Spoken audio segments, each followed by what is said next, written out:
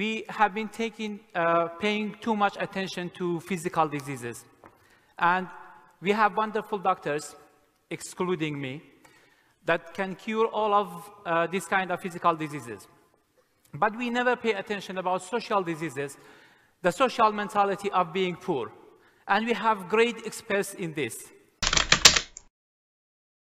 Always working on this social disease of the mentality of being poor.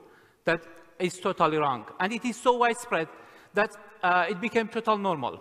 But we have a guest here, an expert to treat this disease. He trained most millionaires in our profession, and he made multi-million dollars personally. He likes muscle cars, he has big dreams, and he put cheese on everything. So he's American. Ladies and gentlemen, please give a warm Istanbul welcome to Randy Gage.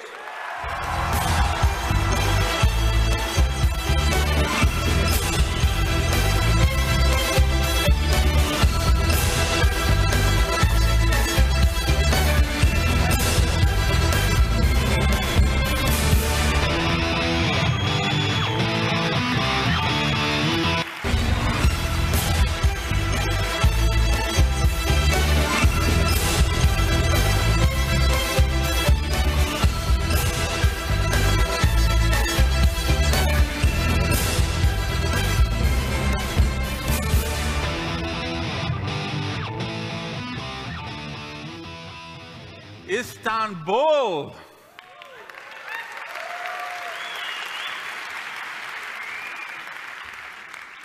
Let's talk about the power of belief. But before we talk about the power of belief, I want to take you back 38 years ago, before I knew the power of belief, the power of hope, the power of having a dream. I was 15 years old and facing what I thought was an insurmountable challenge. I had spent a bunch of money that I shouldn't have spent. They were going to take that money from someone else who wasn't responsible. It was a family, it was a father with a couple of children, 3 kids actually. And he would be responsible for my mistake. And I didn't want that to happen.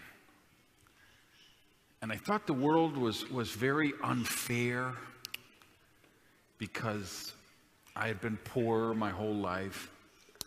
Up to that point, my mother was raising 3 children by herself. She was knocking on doors as an Avon lady, selling cosmetics to raise her kids.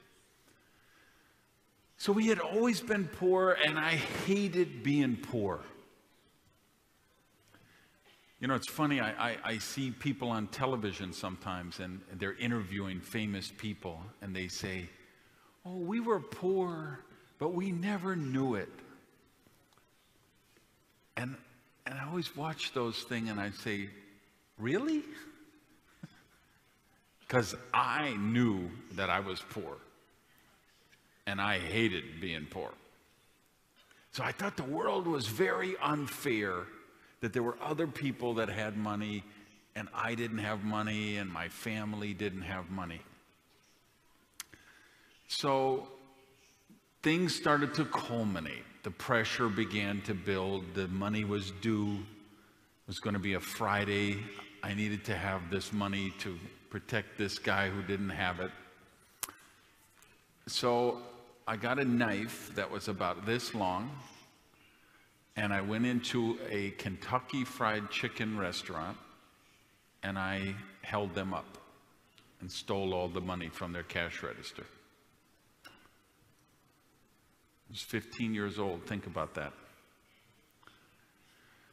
So I got away, escaped, and then I thought about other places and paid this money that I needed to pay, but I didn't have any left.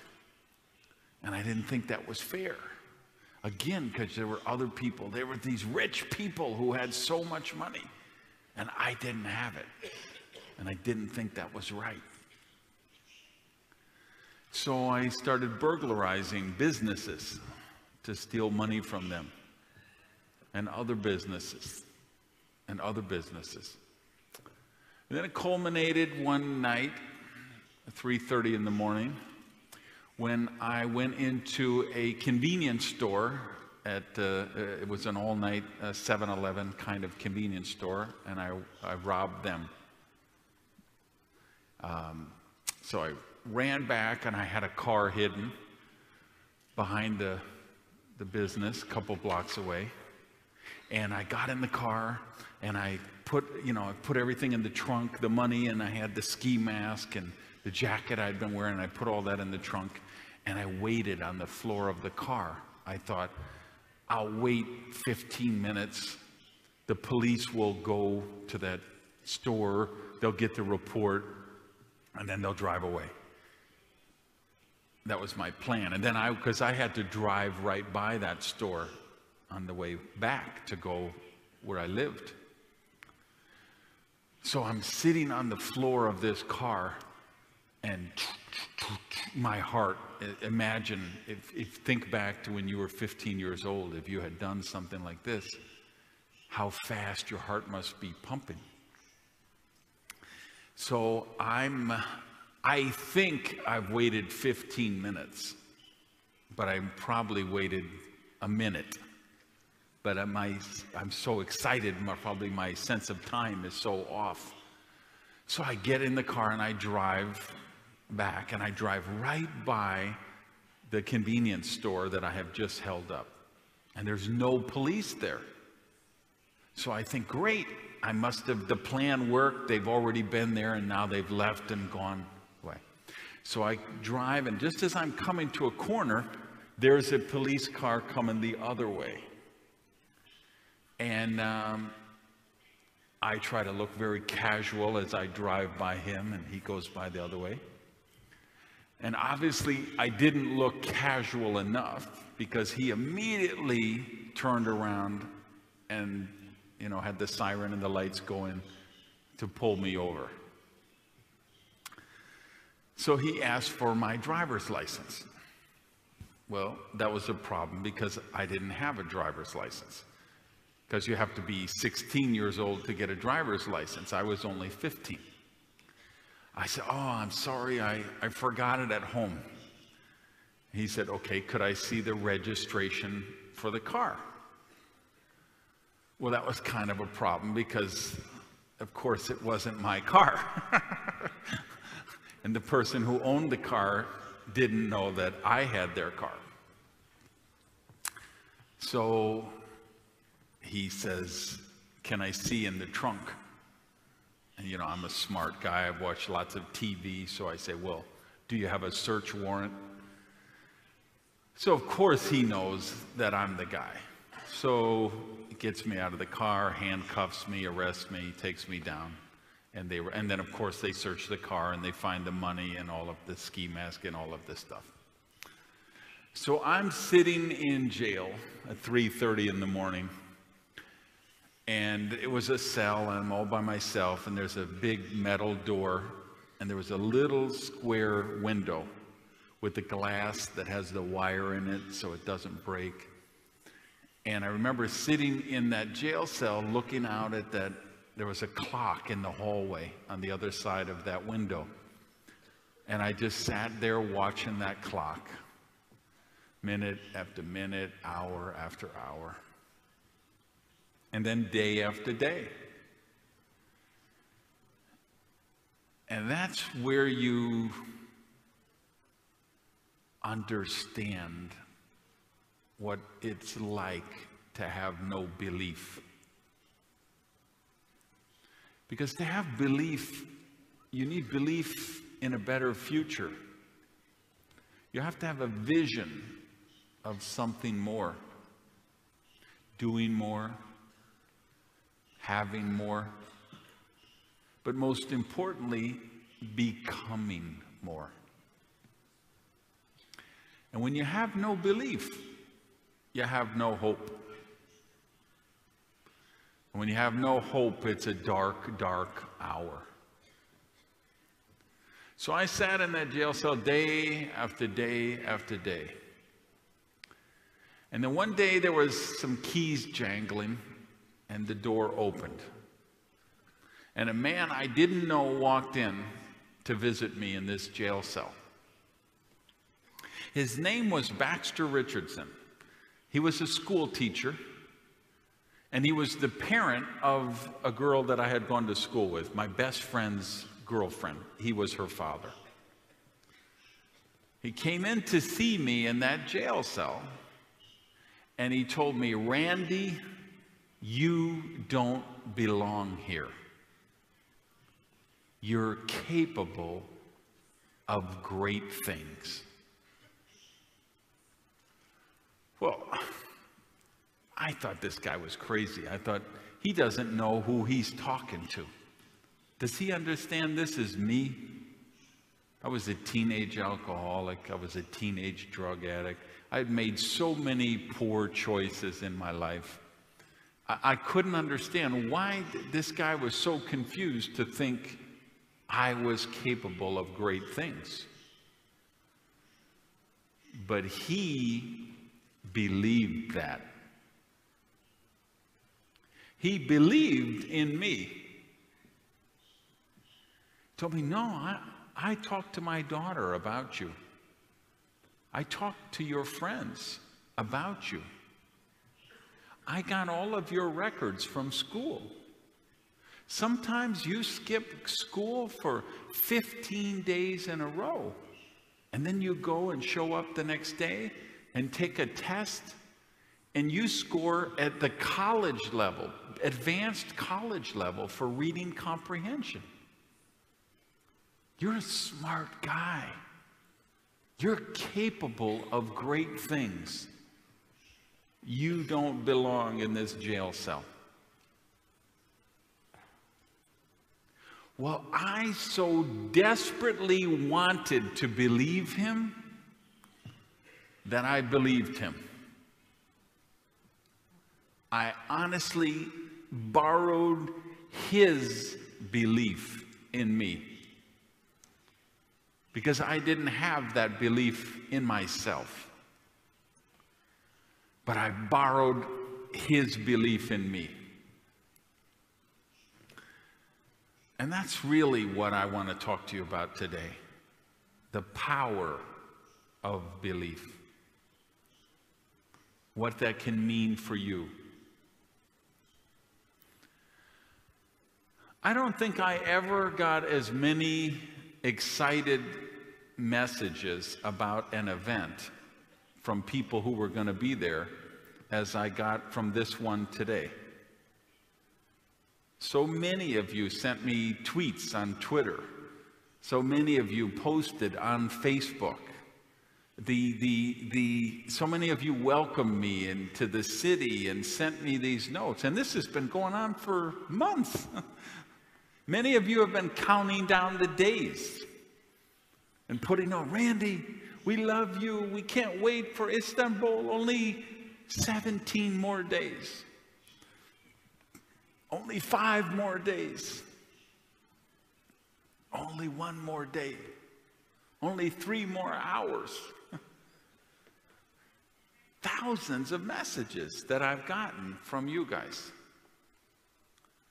That's the power of belief.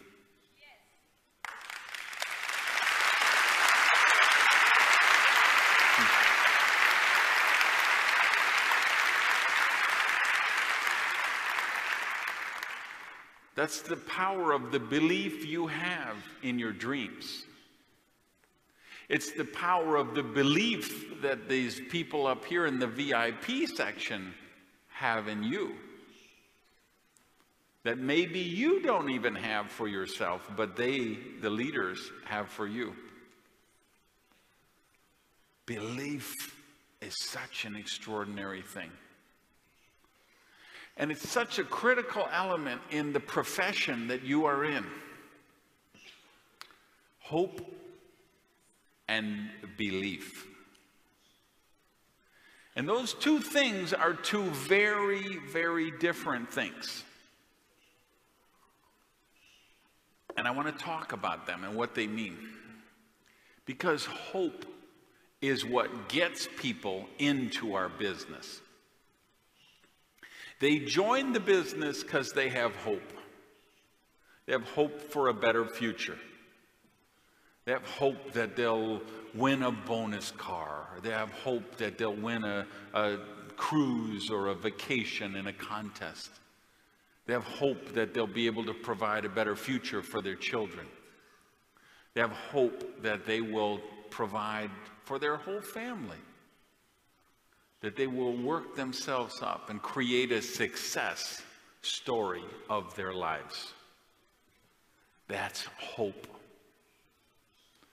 But hope only takes people so far. Because if hope gives out, people give up. So what you do, the most important thing you will ever do in this business, is help people turn hope into belief. Because let me tell you what belief is. Belief is when you know you are going to make it. Belief is when you know it's going to happen. You don't hope it will happen. You know it will happen. So when people get belief, we use a term in English. We say someone is over the line. And here's what I mean when I say they're over the line. It means they have crossed a certain threshold. They have developed a strong enough confidence that it has turned into belief. And they believe that the business will work for them. They believe they will have success. They believe that their future is going to be better than their past. And once people get to this level of belief, they don't quit. They will never leave the business once they develop that level of belief. See, when people have hope, they might leave the business when the hope gives up. Because hope is hopeful, but they don't know it. When they get belief, they know it. So it doesn't matter if you get some negative publicity. People with belief, they stay in the business. Doesn't matter if they have some people quit the business, they lose even one of their best leaders. If they have belief, they stay in the business. If there's a problem with the product, if there's a problem with the service, if there's a back order, if there's a miscommunication, if there's some kind of recall, it doesn't matter. If people have belief, they stay in the business. So what you do is we have to guide people and we have to bring them from hope to belief. Because people who believe stay focused and they build their dreams because they believe it's possible. Nobody likes to attempt anything they don't think is possible. They attempt things they believe they can accomplish. So we have to instill that belief in people. How do we do that? First, we got to believe in them before they believe in themselves, before they make their first presentation, before they call their first prospects, before they host their first event, before they ever stand up on a stage and do a presentation for the first time. You have to believe in them before they believe in themselves. You have to let them know that you believe in them. Sending them a card, sending them a note, an email, a text message, a phone call,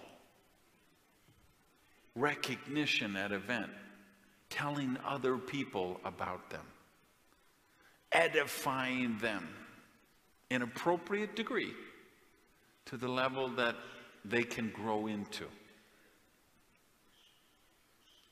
The recognition and the support and the notes are so important to what we do. You know, I can share with you a fascinating experience. I introduced network marketing to the country of Croatia, Slovenia, Bulgaria, and Macedonia. So these were all countries had been under a socialistic type rule, communism, socialism, collectivism of some form. So I remember when I opened up Slovenia and Croatia, I did it for a huge multi-billion-dollar cosmetic company, which I'm sure everybody heard of Avon, right? It was a company my mother worked for, right? Well, later on in my life, they actually hired me, the franchise there in Slovenia, and they wanted to introduce that as a network marketing company in Slovenia. So they brought me in as a consultant to work with their team. And I remember meeting with the first 10 or 15 people who were going to be the people who would open up that country. And I remember meeting with the first people in Croatia who would open up that country. And we opened up Croatia right after the war started. So they were trying to get their independence. We were opening up the company, and the government, to fund the war effort, put a 40% tax on cosmetics the week we opened. There was civil war going on. So we might have an event, and there might be people that had to drive 16 hours because they had to go around enemy-occupied territory to get to the events that we were having. But these people, they had hope. They had hope for a better future, so they did these things. And I remember being in Ljubljana, Slovenia, meeting with those first 10 or 15 people. And I talked about recognizing people, edifying people, believing in them before they believe in themselves. And I talked to them about the power of sending notes and sending cards and making phone calls and things like that. And I remember I finished the training, and one of the people who was in the training of these 10 or 15 people, her name was Mrs. Zupancic. She came to me with a stack of postcards, like this thick. And she said, I need your help. I need a favor. I need you to sign all of these postcards. I said, what is this? She said, well, you said, and one of the things I had told them, their top rank was called a diamond director. So I told them, whoever sends the most cards and the most notes is going to be the first diamond director in the country of Slovenia. So at the break, she had gone down to the sundry shop in the hotel where we were meeting, and she bought every single postcard that they had for sale on the rack. And she wanted me to sign every one of those. And she said, every time somebody makes their first call, their first presentation, hosts their first meeting, I'm going to send them a postcard from you and me. Now, don't anyone else get this idea. I'm not going to sign all those cards today. But I was so impressed with her initiative that I did. I stayed and I signed every single one of those postcards for Mrs. Zupancic. And who do you think was the first diamond director in Slovenia? Who do you think won the first bonus car for that company? Of course, it was Mrs. Zupancic. Here's the funny thing. She was about 60 years old. She had never driven a car in her life.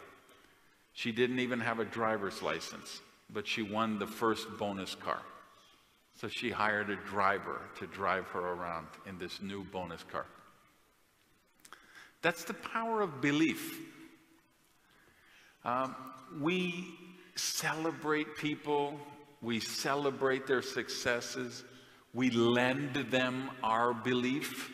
That helps them develop belief. We have to go down and drive depth in an organization. You want to go down many, many levels and work with people in the lower levels of an organization and help create excitement and growth and build volume, and that sends excitement all the way up. So you help people as you go down, you drive depth, and you teach them basic skill sets. Here's some of the basic skill sets that we need to teach new people so they develop confidence, so they build belief. The ability to meet people. That's a skill set, and we have to teach them how to do that. The ability to work a candidate list. That's a skill set that needs to be taught. The ability to make powerful invitations is another skill set that anybody can learn, but they need to be taught. The ability to follow up after they've presented to people, to know what to do, what to say, what materials to give them. So these are 4 simple things: the ability to meet people, the ability to work a candidate list, the ability to invite, and the ability to follow up. 4 very simple skill sets, but they are skill sets that people must be proficient in at least all 4 of those.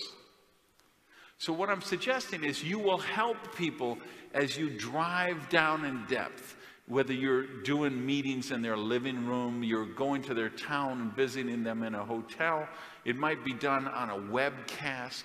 It might be on a Skype conference call. It might be done by the telephone. Doesn't matter. We help them drive depth down through an organization. And we're teaching them the skill sets that they can become proficient in those 4 skill sets.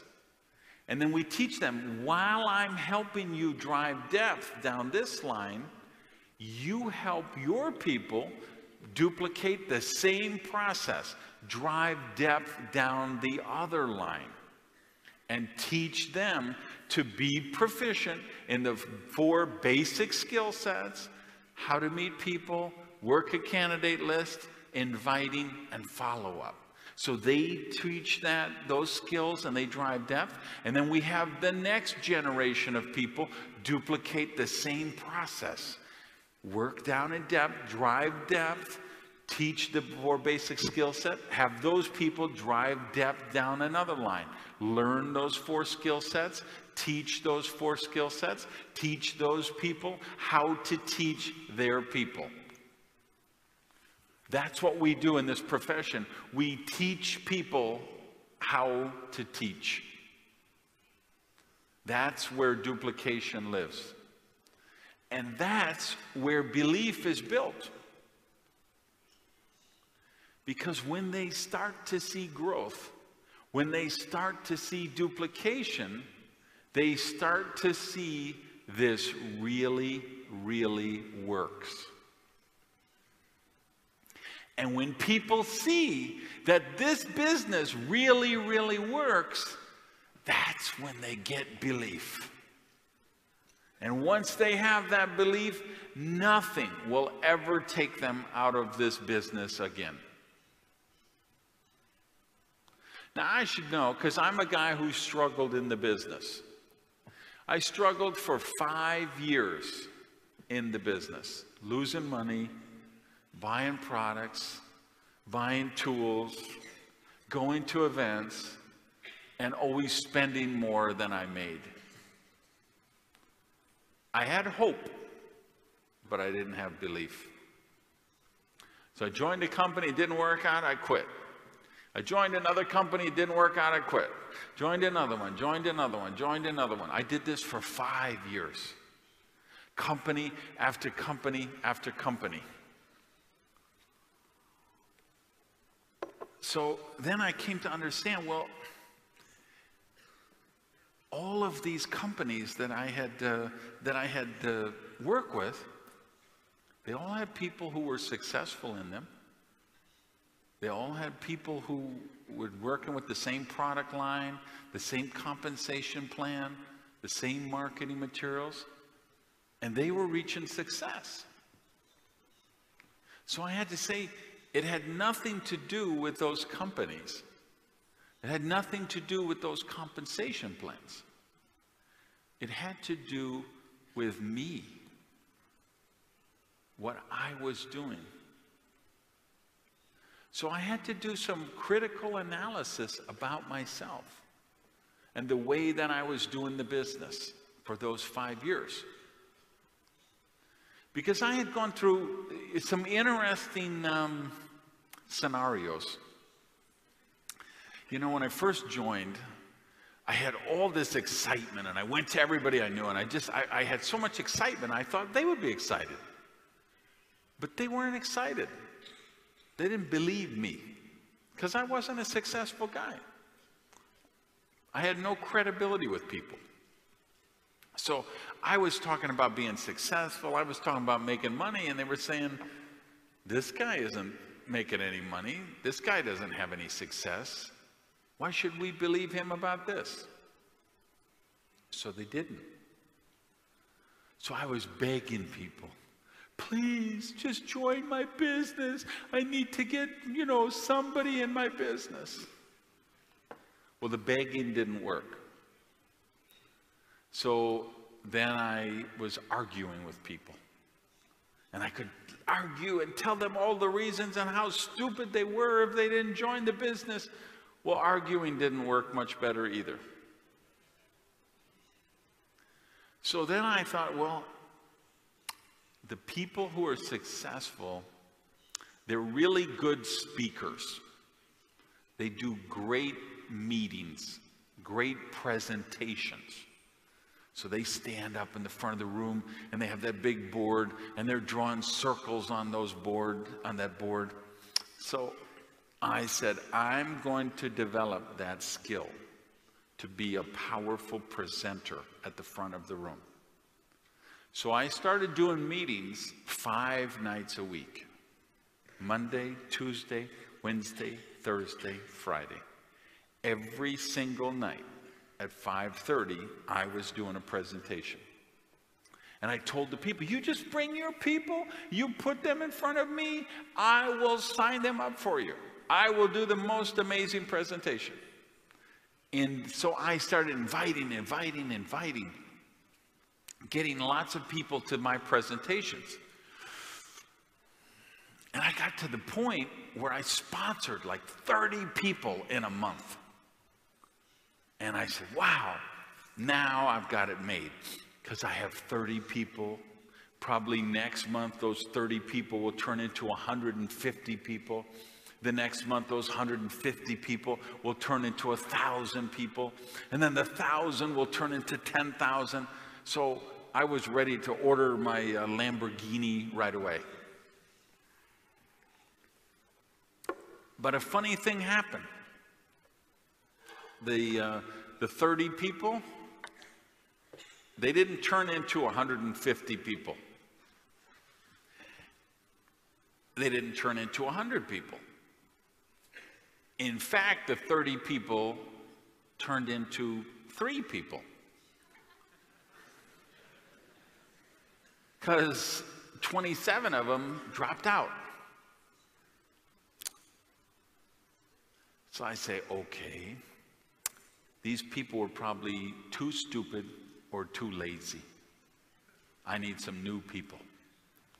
So I went out the next month and I sponsored another 30 people. And what happened? Most of them dropped out. I said, well, those were stupid and lazy people. I'll get some other people. So I went out, I sponsored more people. And most of them dropped out.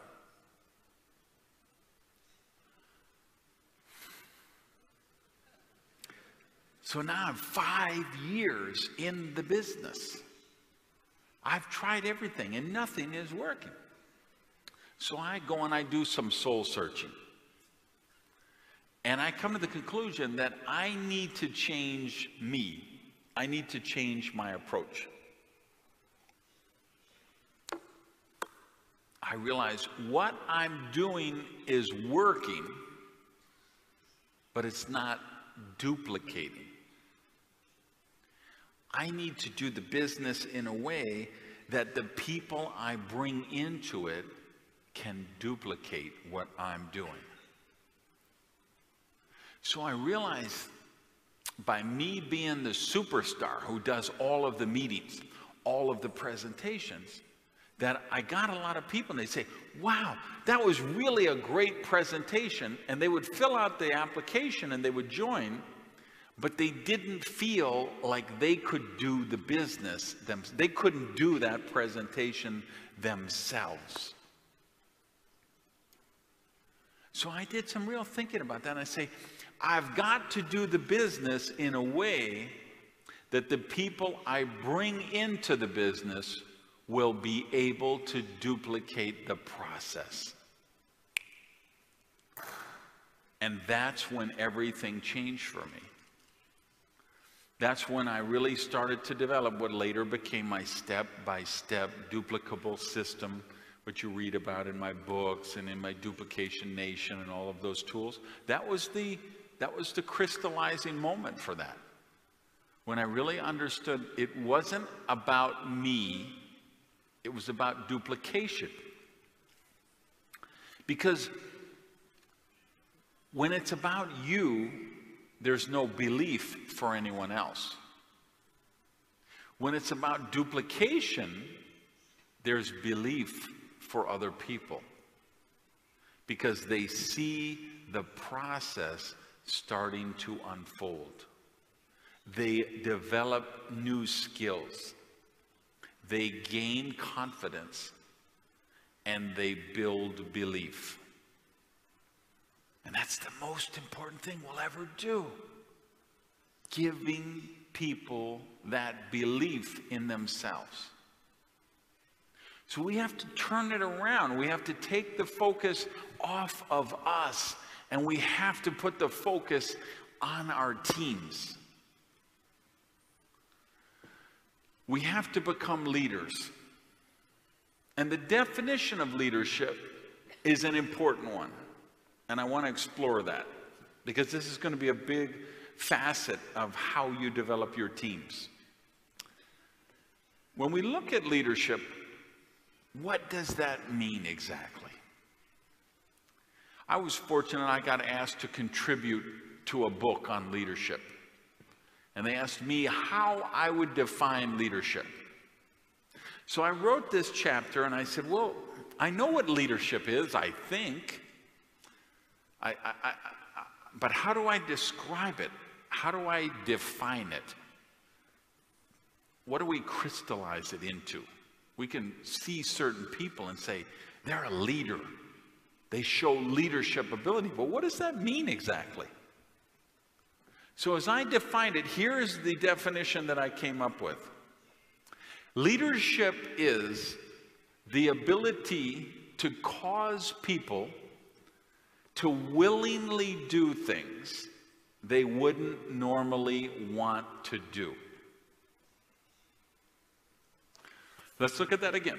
Leadership is the ability to cause people to willingly do things that normally they would not want to do. So let's look at some examples. You know, if we go to the military example, right?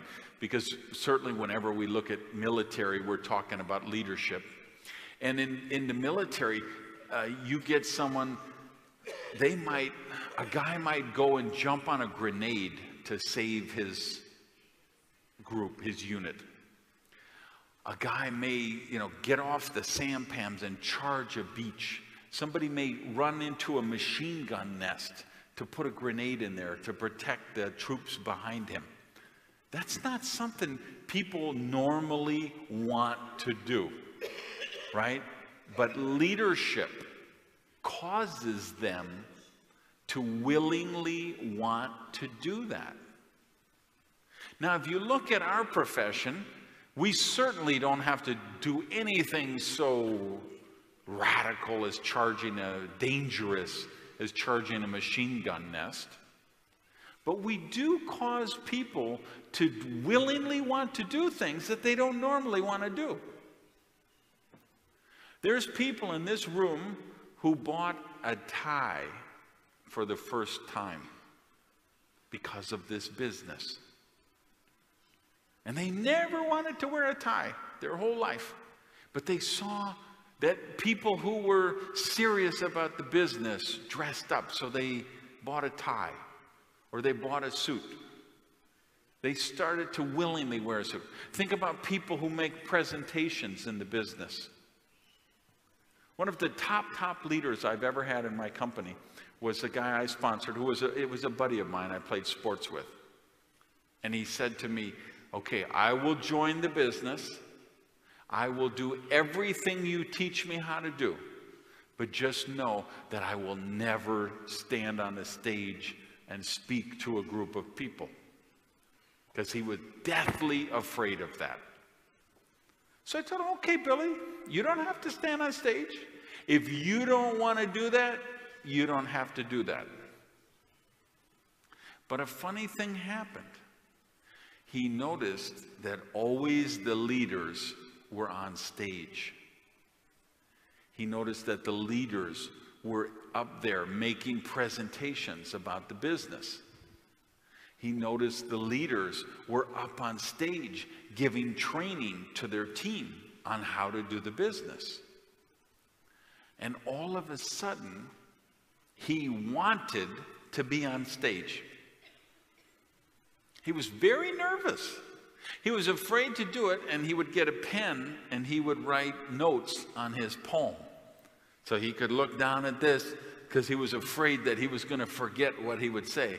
So he would have those little notes there on his hand, but he did it. And the funny thing today is, every time there's an event, he's the first person to ask, how much time do I get on the stage? He wants to know how much time will he be able to spend training his people or motivating his people. And he's excited. He can't wait to get on this stage. He willingly chooses to do something that he never wanted to do before.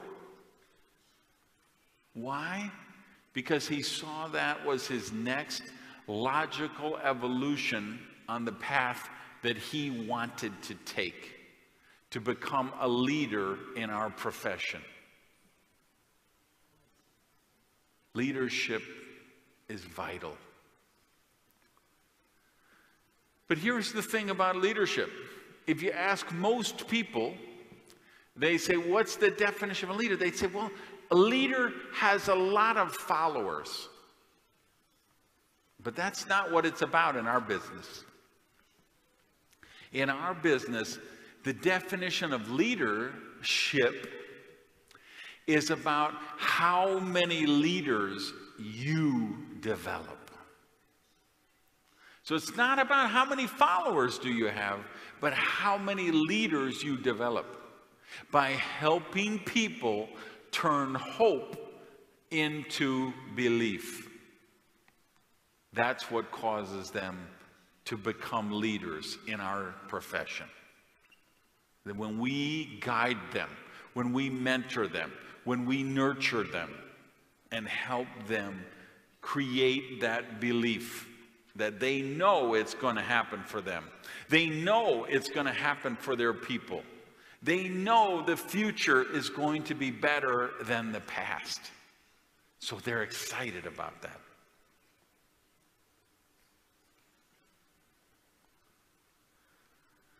You're in an amazing part of the world. Most of you in this room live here in Turkey.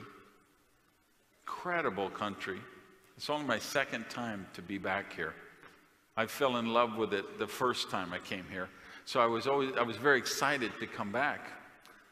And I can tell you, I know there can be challenges to building the business in this part of the world. It's a whole different culture, what we're talking about. But what an opportunity it is here in this part of the world. What an exciting time to be in this business. You know, we're going to do 2 segments today. You know, we're going to have a break in a while, and then I'm going to come back and I'm going to do a second session. And I'm going to talk about a new book that I have coming out called Risky is the New Safe. And that book is about the future and all of the challenges that are going to be created in the future, and then all of the opportunities that are created by those challenges. And that's really, I couldn't think of a more appropriate subject for Turkey right now than that, because it's such a wonderful time to be alive today. It's such a wonderful time to be doing this business right here, right now. Extraordinary opportunity for you. But to make the most of that opportunity, you've got to have the right mindset. Because here's something that I discovered. Broke people think differently than wealthy people. Healthy people think differently than sick people. Happy people think differently than depressed people. They actually think differently. Because here's the thing. The average human being has about 60,000 thoughts a day. Now that seems like a lot, but most of those are the same thought that they have over and over and over every day. Say, I have to brush my teeth. I have to take the cap off the toothpaste. They have the same thought every single day. One of the things psychologists have proven is that these thoughts go through the same pattern in their brain. They go through the same neurotransmitter, and they actually create ruts in your brain. The same thought that you think every day. So the thought goes through the same pathway in your brain every day when you have that same thought. So part of creative thinking or lateral thinking is creating new neural pathways in your brain. You literally are changing the way you think, because that's a mindset for success. And successful people have developed a certain type of thinking, a certain way of thinking, which is founded on belief, by the way. They develop enough belief which causes them to think differently. So this is what I've been studying for 25 years now, is how successful people think differently. And the funny thing is, I have begun to think differently. And there were people who knew me 25 years ago, and they know me today, and they say, well, Randy has changed. He's not the same person. And you know what? They're absolutely right. I have changed. That's why I'm rich.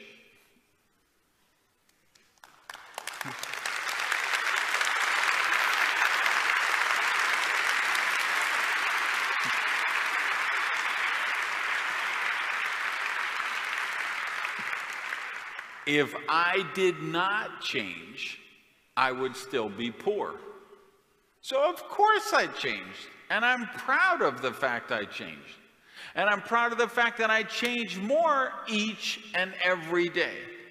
Each and every week, every month, every year, I'm a different person than I was the person before. Because I work on the way I think every day. And you have to work on the way you think every day. You have to be around people who believe in you. You have to be around people who support you.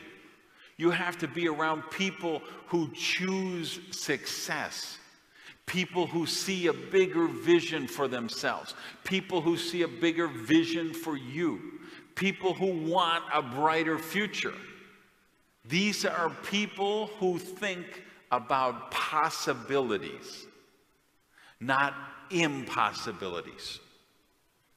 And it's funny, I'm doing so many interviews for the new book, and so I confessed something on a radio station a couple of weeks ago.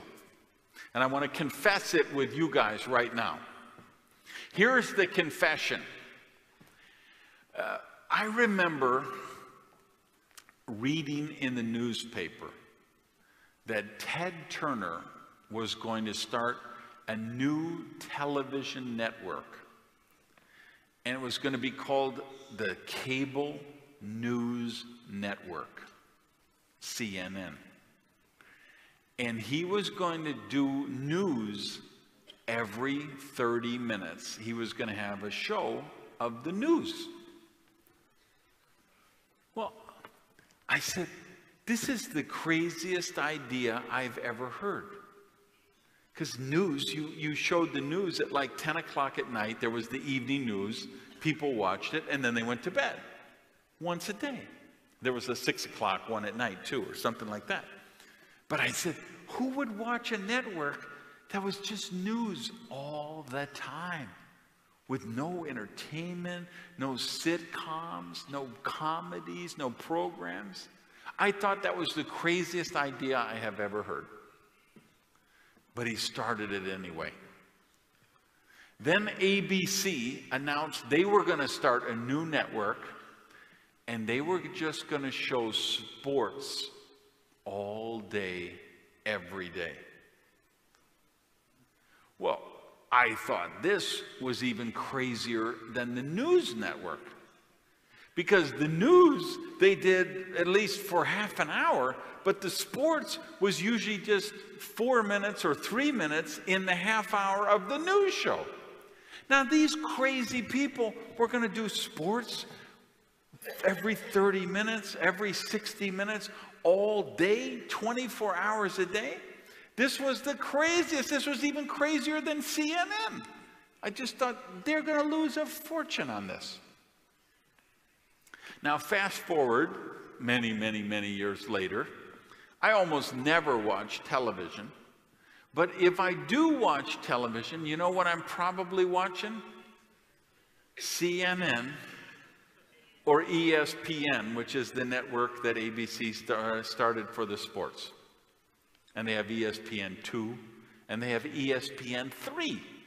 Because there's so much sports to show that even running 24 hours a day, 7 days a week, there's still too much for one network, so they started a second one. There's still too much for the second network, so they started a third one.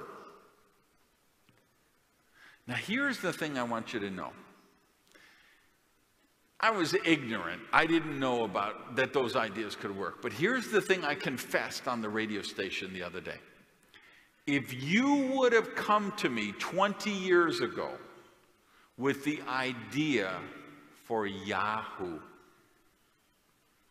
or Microsoft or Facebook or Twitter, the iPhone, the iPad, a smartphone. Forget a smartphone. If you would have come to me with the idea for a dumb phone, if you would have come to me for the idea for a cell phone, I would have told you all of the reasons why they could not work. All of the reasons why they would not work. I could have given you every single one of those. I could have, any one of those. Twitter, Facebook, YouTube, Yahoo, Microsoft, Apple.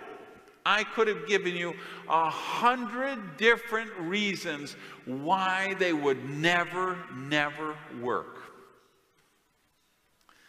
Because that's where my mindset was at that time. I had impossibility thinking. Because if you, whatever idea you brought to me, I would take all the rational, logical ways, and my default position, my automatic default position was to think of why this could not work. But see, visionaries, that isn't the way they think. Successful people, that isn't the way they think. They think about how could this work? If it could work, how would it work? If it was possible for this to work, how would it be possible? This is a mindset. And to become successful in this business, or any business, requires to change that mindset, to start to look for possibilities, to start to look for how things can work instead of why they cannot work. This is what these people in the VIP session, this is what they have done. They have changed the way they think. They look at how things could be possible, why things can work instead of why things cannot work. You need people like that in your life.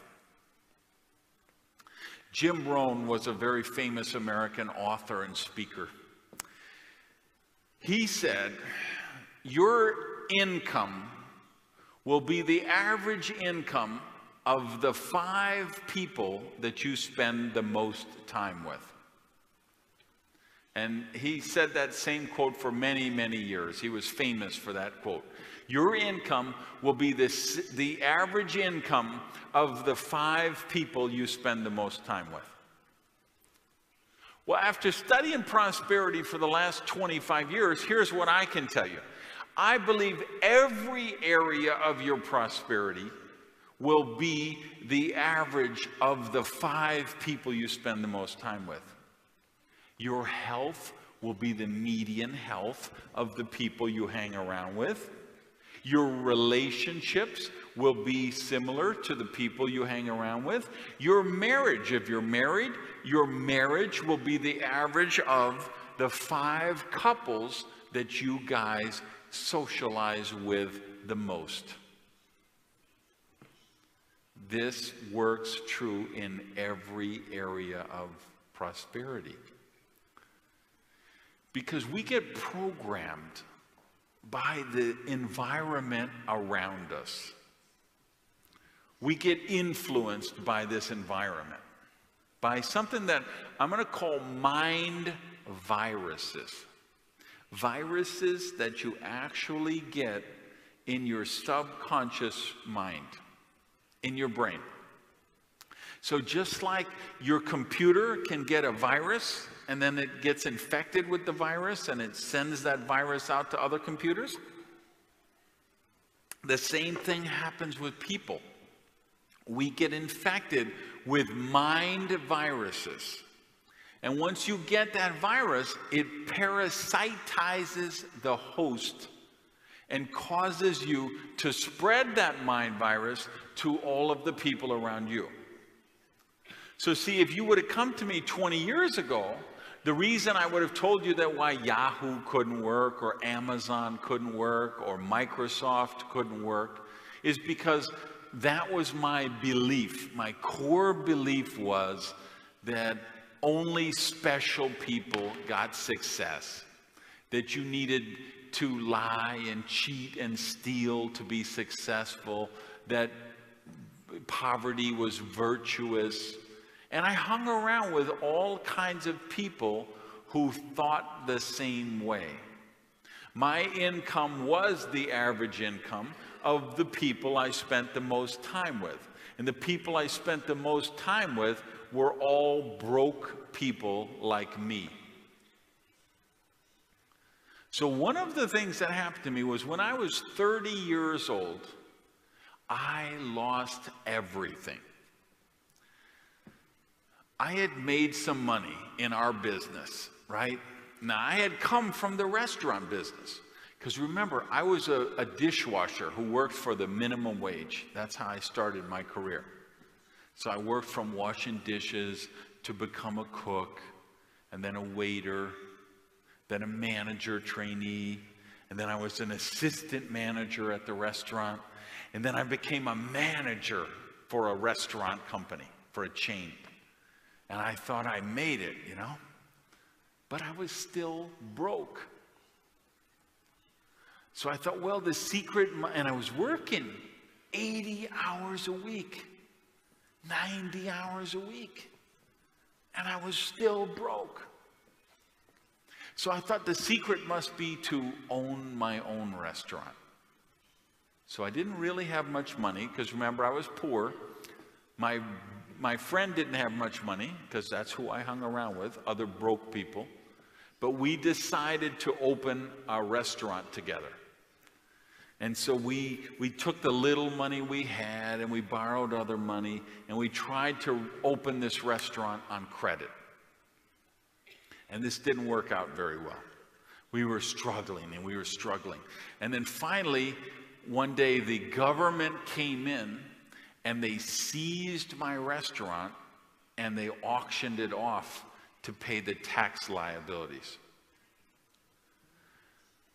So I was 30 years old, and I had no job, no car, no money, and no credit cards even.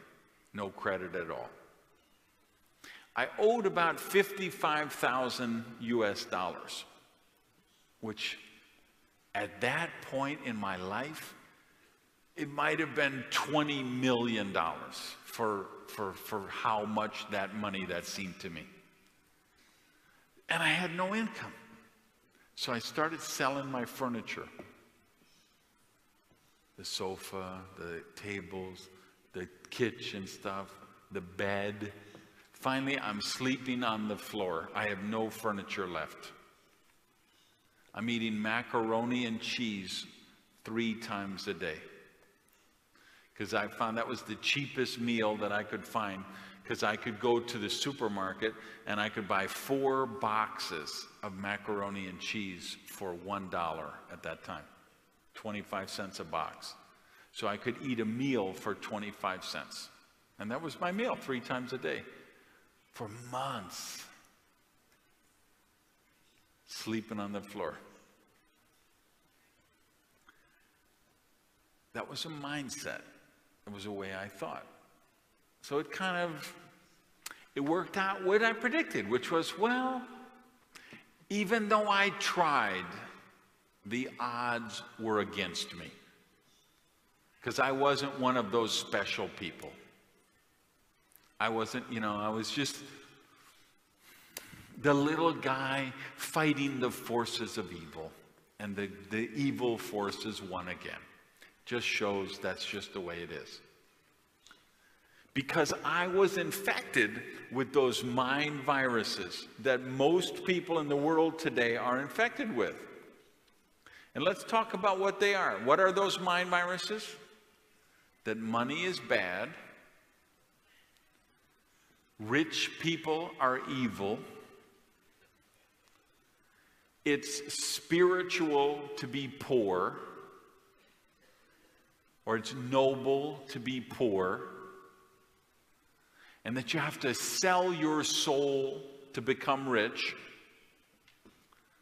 or you have to exploit people and lie and cheat and steal to become successful.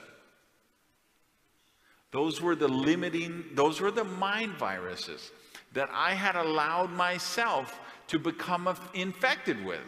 And that was the reason why I could always tell you why every good idea wouldn't work.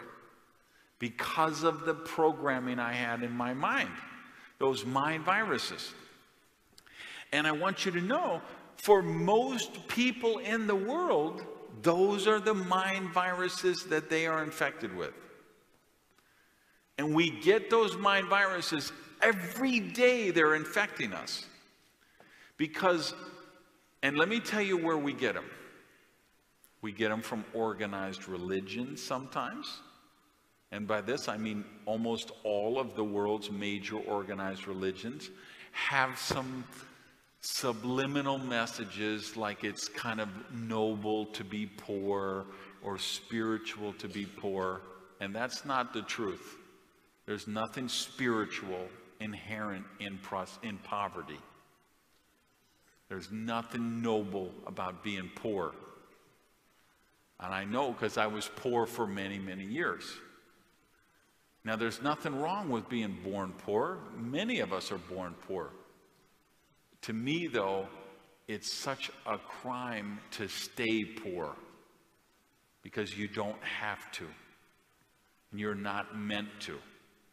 I actually believe you have a creator who wants you to be prosperous. So, but organized religion gives us some of these limiting beliefs. Governments give us some of these limiting beliefs. Because governments need you to be needy. They need you to require them. Because governments are people in power. And they want, you know, power can corrupt people. And people want to stay in power.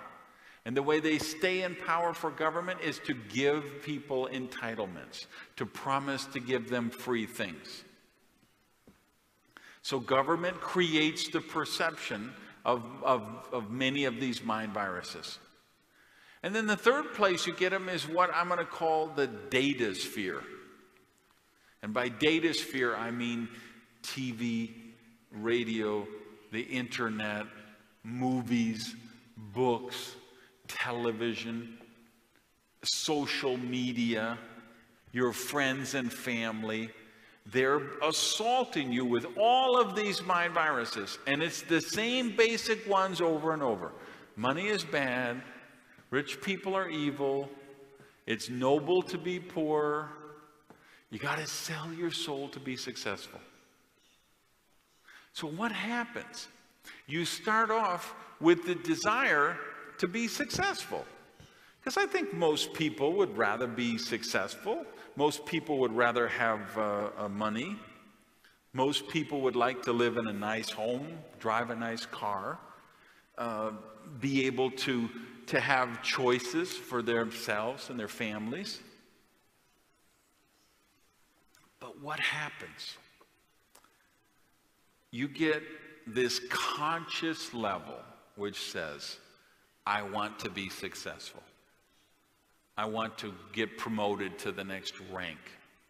I would like to have a nice car. I'd like to have a beautiful home. I would like to take my family on nice holidays.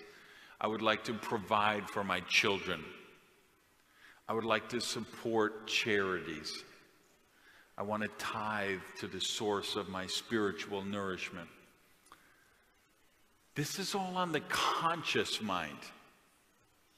But then we have the subconscious mind, the one that's programmed with the limiting beliefs that money is bad or rich people are evil. Well, here's the thing. This causes a conflict. Because on the conscious level, you want success. On the subconscious level, you say, well, you don't want to be one of those bad, mean, rich people.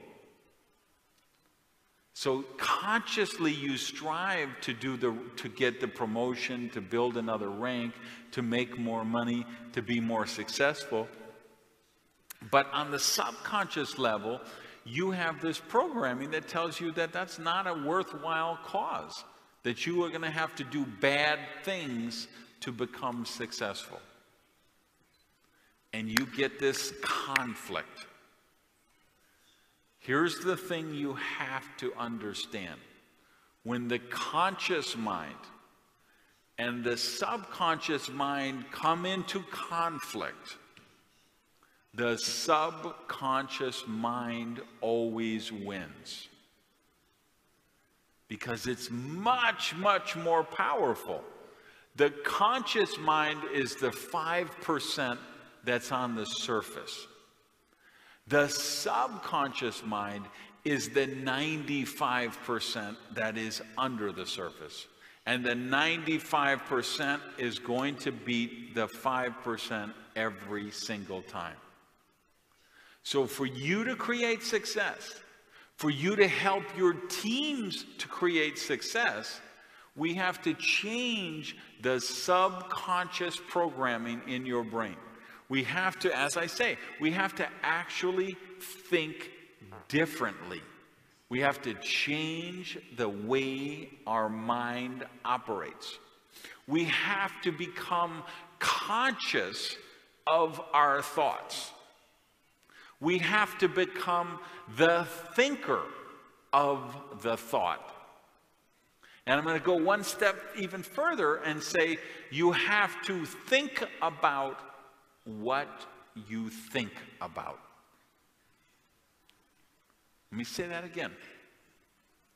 You have to think about what you think about. James Allen wrote one of the greatest books of all time called As a Man Thinketh. And in that book, he equates our brain with a garden. And he says you can cultivate your garden, and you can grow flowers like this, if those were real. You can create vegetables and fruits if you cultivate the garden. But if you just let the wind blow whatever seeds into the garden, you're going to have weeds and overgrowth, and it's just going to be unmanageable, and you're not going to create anything consciously with that. And that's the analogy of the brain. You have to control the thoughts that you give precedence to. You think about what you think about. So you protect yourself from negative influences. So that might be, it could be religious beliefs, it could be government propaganda, it could be the television shows you watch, the movies you go to, and most importantly, the people you hang out with. Those 5 people that you spend the most time with. Are they people who bring you up? Or are they people that try to pull you down? Because there's some people that, you are trying to pull them across the finish line, but you know what? They're over here and they're trying to pull you back to the other side. You got to make sure that the people you bring in the business, they're people who want to be pulled across the finish line, not people that want to pull you back. Here's something I've discovered after 25 years of studying human behavior. Most people surround themselves with other people who give them permission to stay where they are. Let me say that again so you really get this.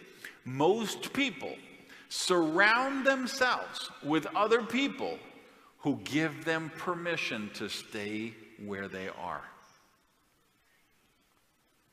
That's not where success is. To reach high levels of success, you have to surround yourself with people who challenge you, people who dare you to be better, people who dare you to do great things, people who dare you to be amazing. That's the difference. We have to cultivate the people in our lives. We have to cultivate the environments we work in, the environments we play in, the environments we create in. We have to cultivate greatness. Just like we would water flowers, we have to water our creative genius. We have to water our dreams. We have to water our hopes and turn those hopes into belief with practical experience, with small steps. You get to one rank, you say, hey, it worked. Let me try for the next rank. You make a successful presentation. You say, wow, my prospect joined the business. Let me make another presentation. Wow, that presentation worked. Let me try another one. Oh, this presentation didn't work. What did I do different this time than I did the last time?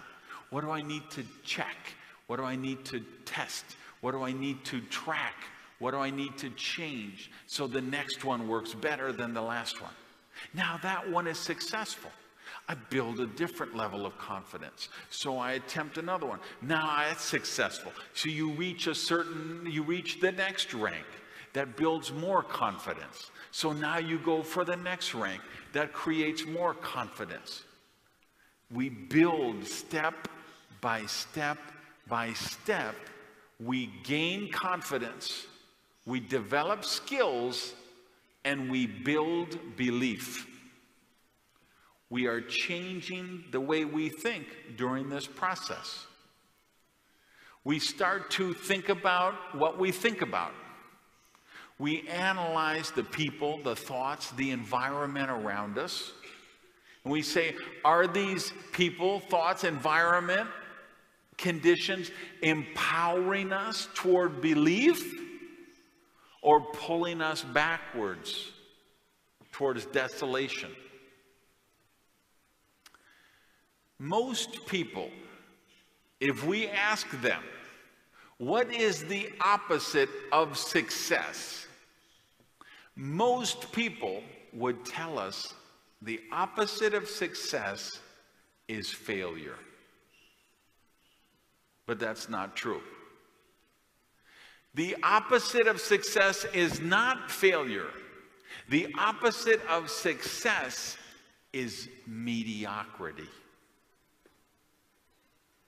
Failure is actually part of the success process. Every successful person has experienced failure to learn how to become successful. Failure is the stepping stone to success. Think of that again. Let me repeat that. Failure is the stepping stone to success. Because failure allows us to course correct.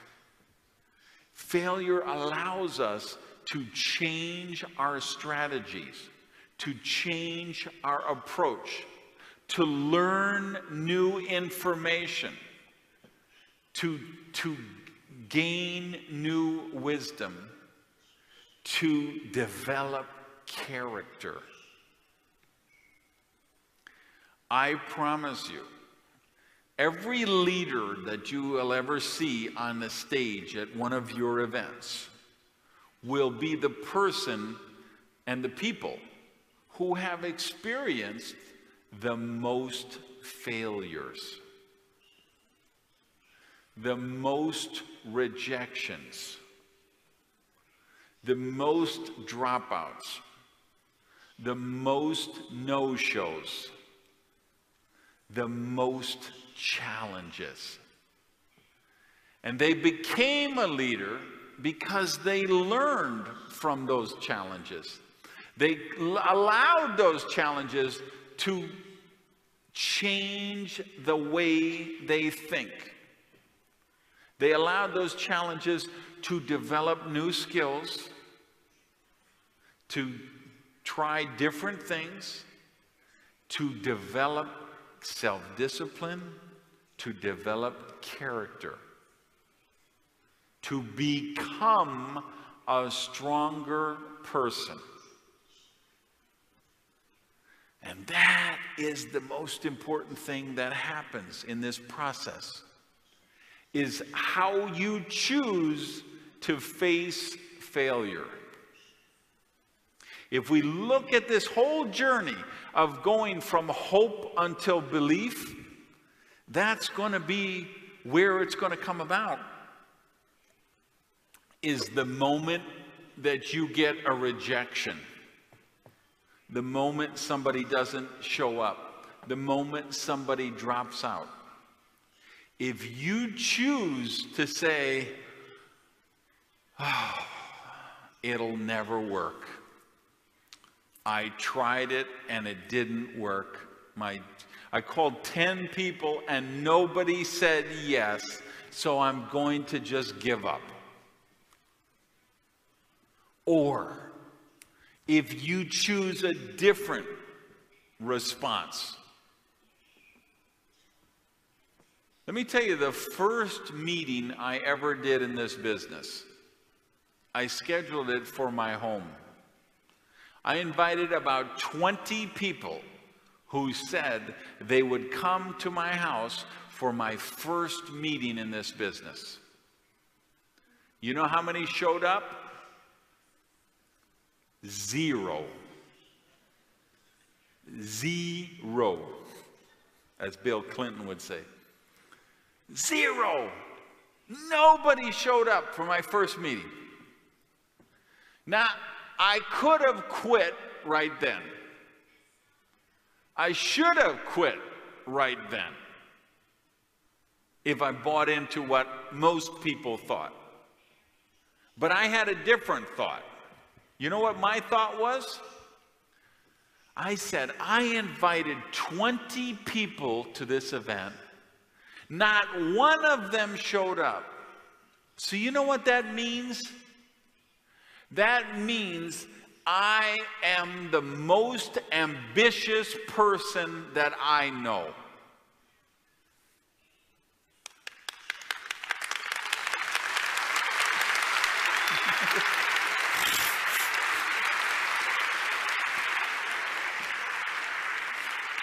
That was the choice I made, that I came to the thing, I am the most ambitious person I know. That was how I had started to change the way I think. And that's what carried me over. So I got to the point to move from hope to later when I got to belief.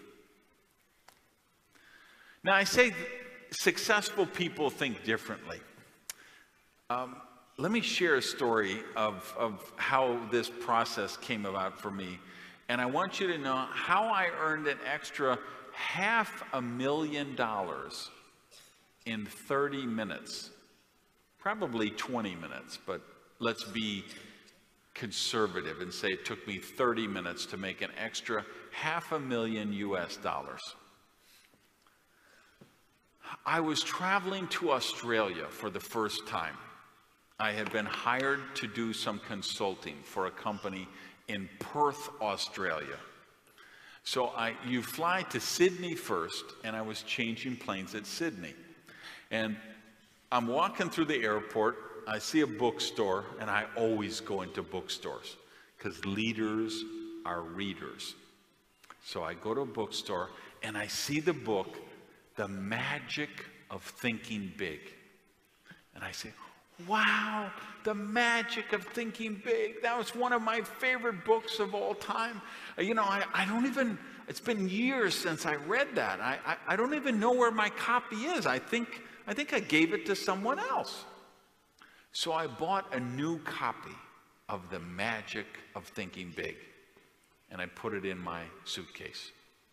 Got on the plane, I flew to Perth. Now I was meeting with these people. They had hired me to do some consulting. They had paid me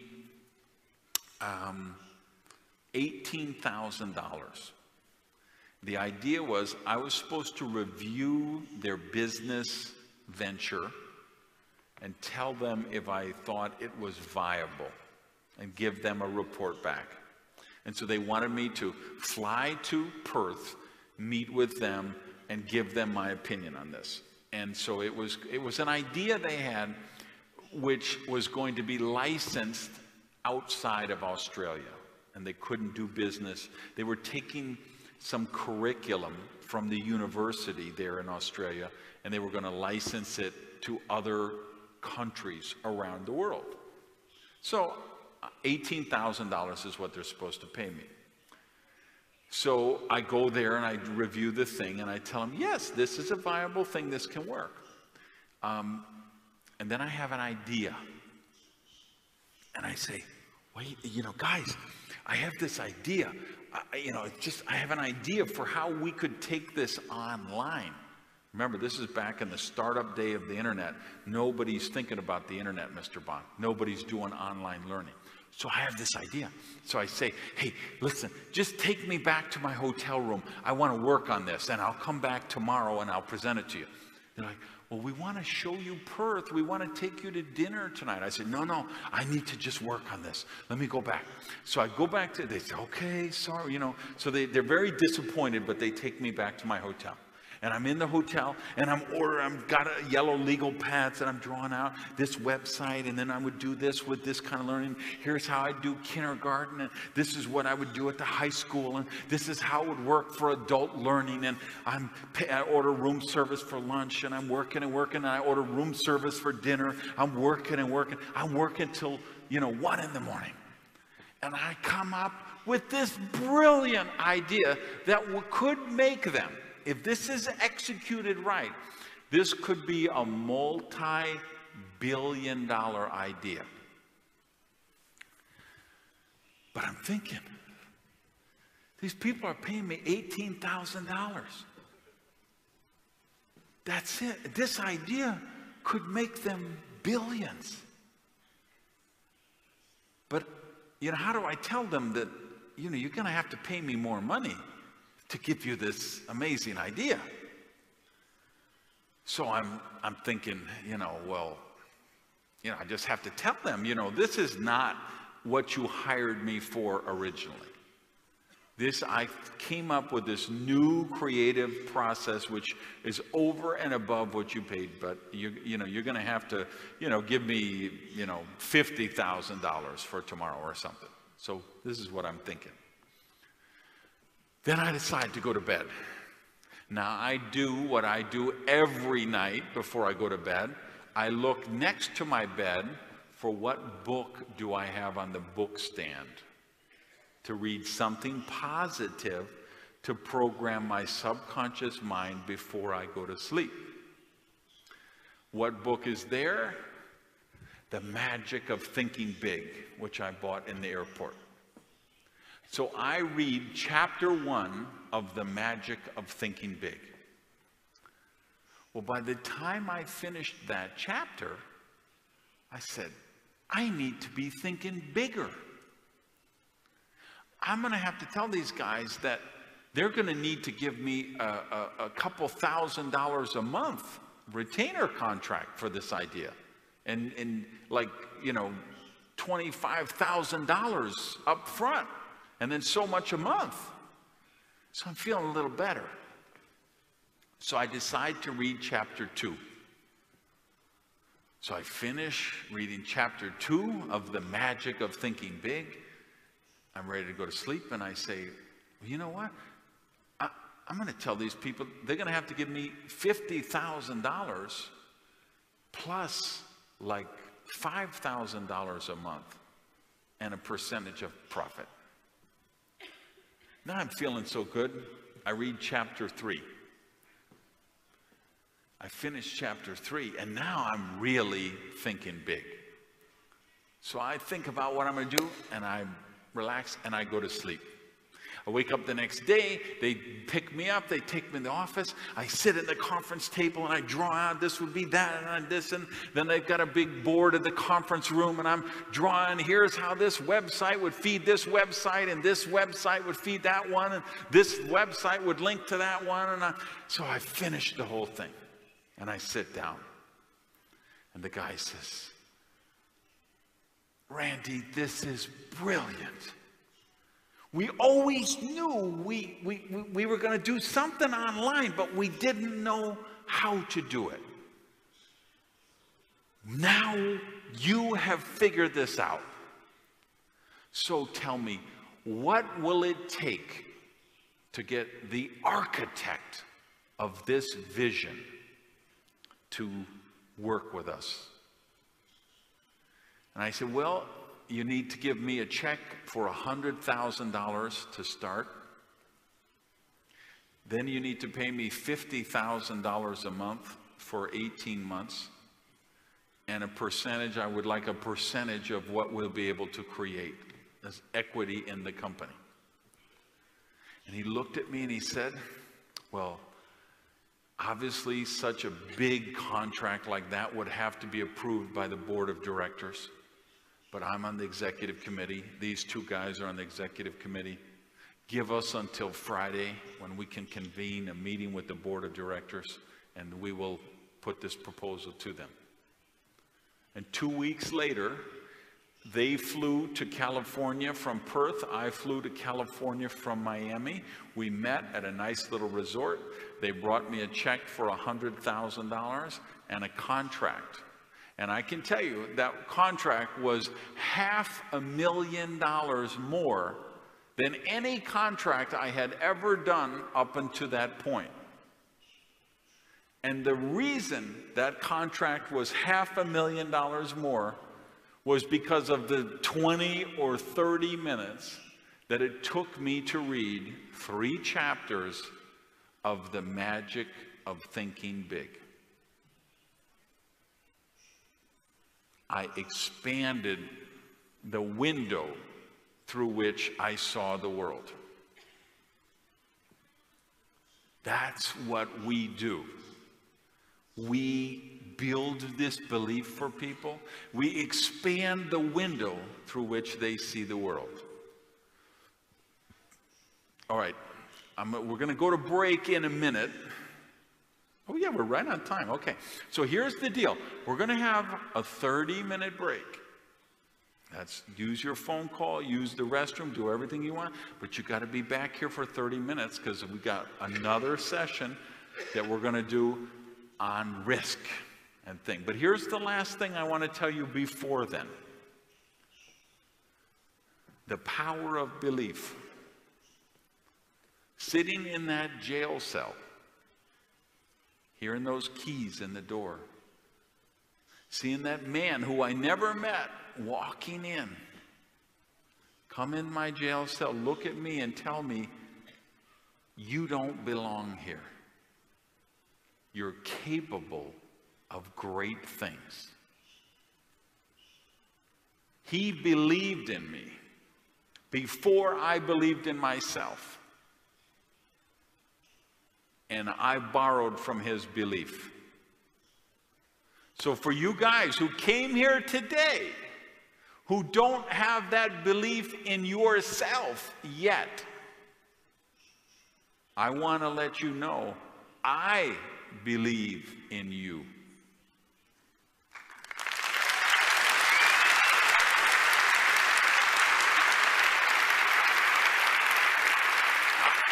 Okay. I have been where you are. I know what you can do.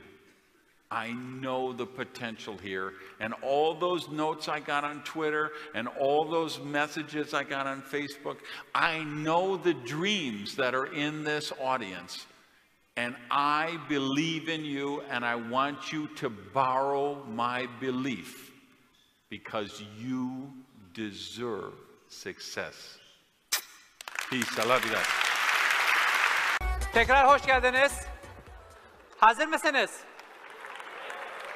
Hazır mısınız?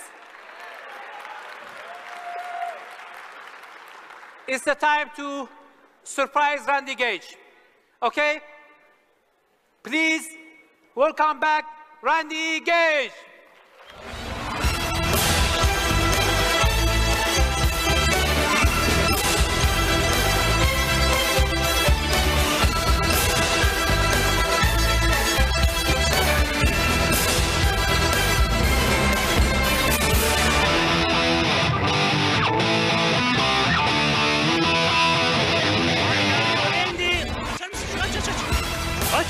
I love you Randy, I love you Randy, I love you Randy, hep beraber. I love you Randy, I love you Randy, hep beraber. Daha yüksek sesle. I love you Randy, I love you Randy, I love you Randy, I love you Randy. I love you Randy, I love you Randy.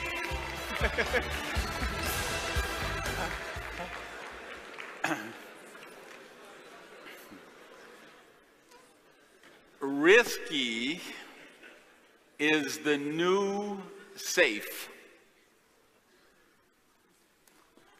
What used to be safe is now risky.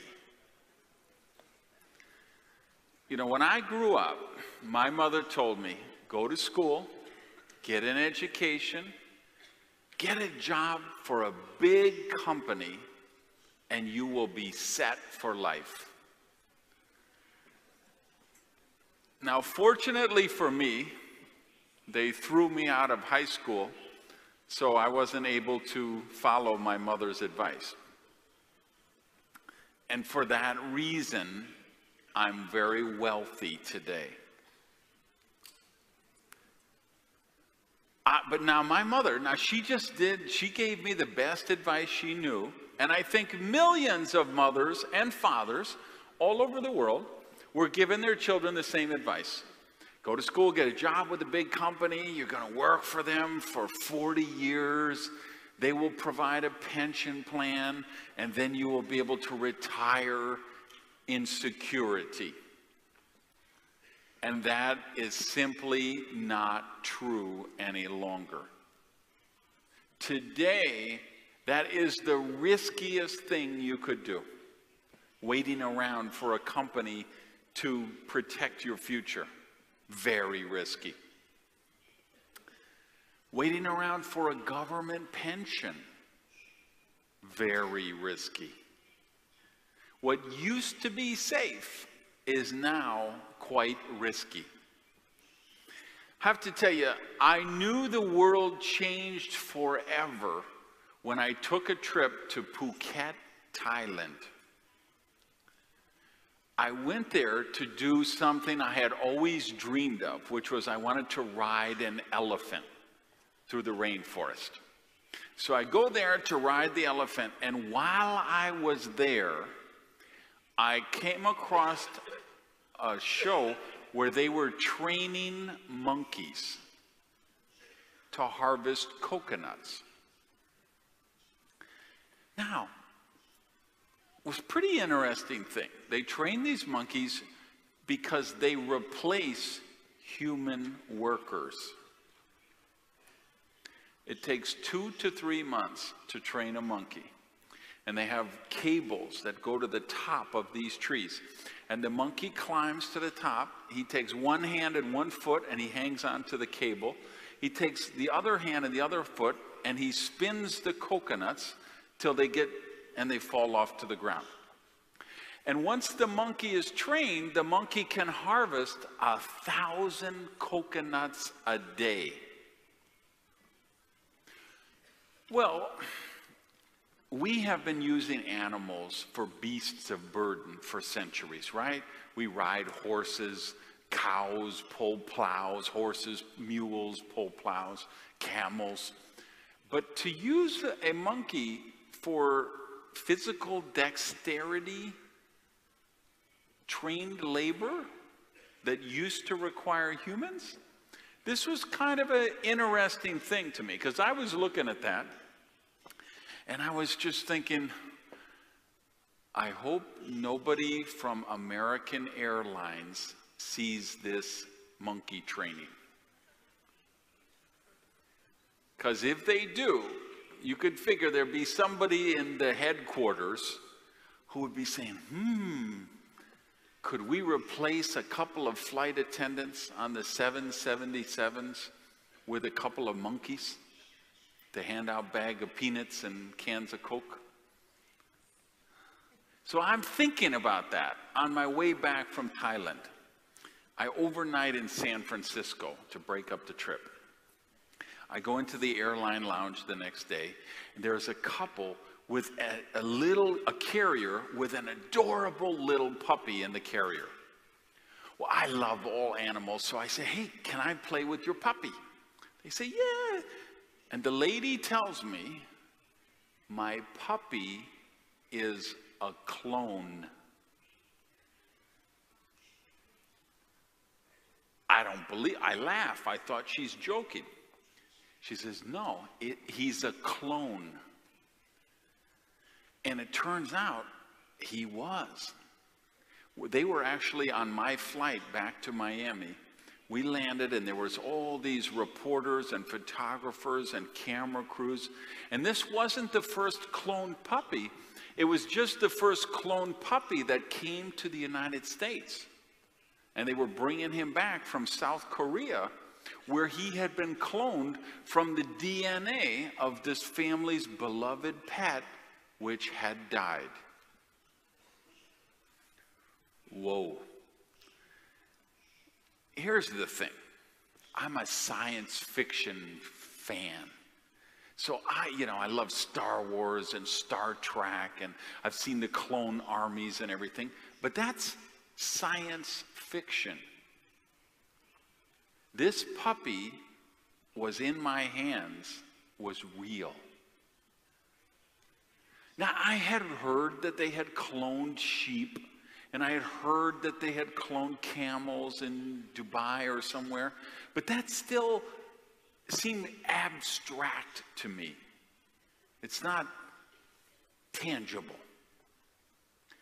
When you hold a puppy in your hands and he licks your face, and it's the most adorable, beautiful, playful puppy, like any puppy that you would rescue from any animal shelter anywhere, and you realize that puppy was cloned, your whole world changes.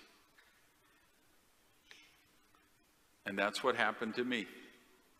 And that's what led me to write the new book, which is coming out in a couple of weeks. Risky is the new safe.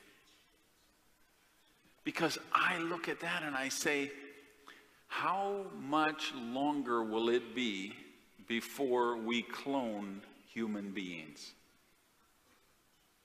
And then when we clone human beings, what happens next?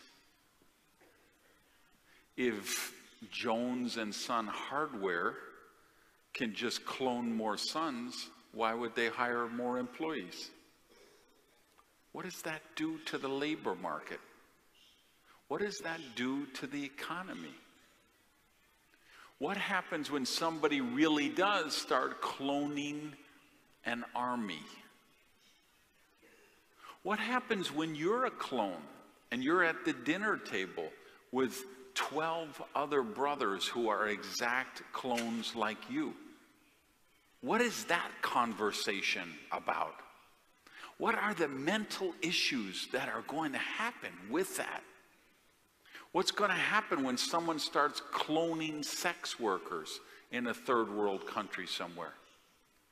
You say, that's immoral, or we shouldn't do it. It doesn't matter whether you like it or don't like it.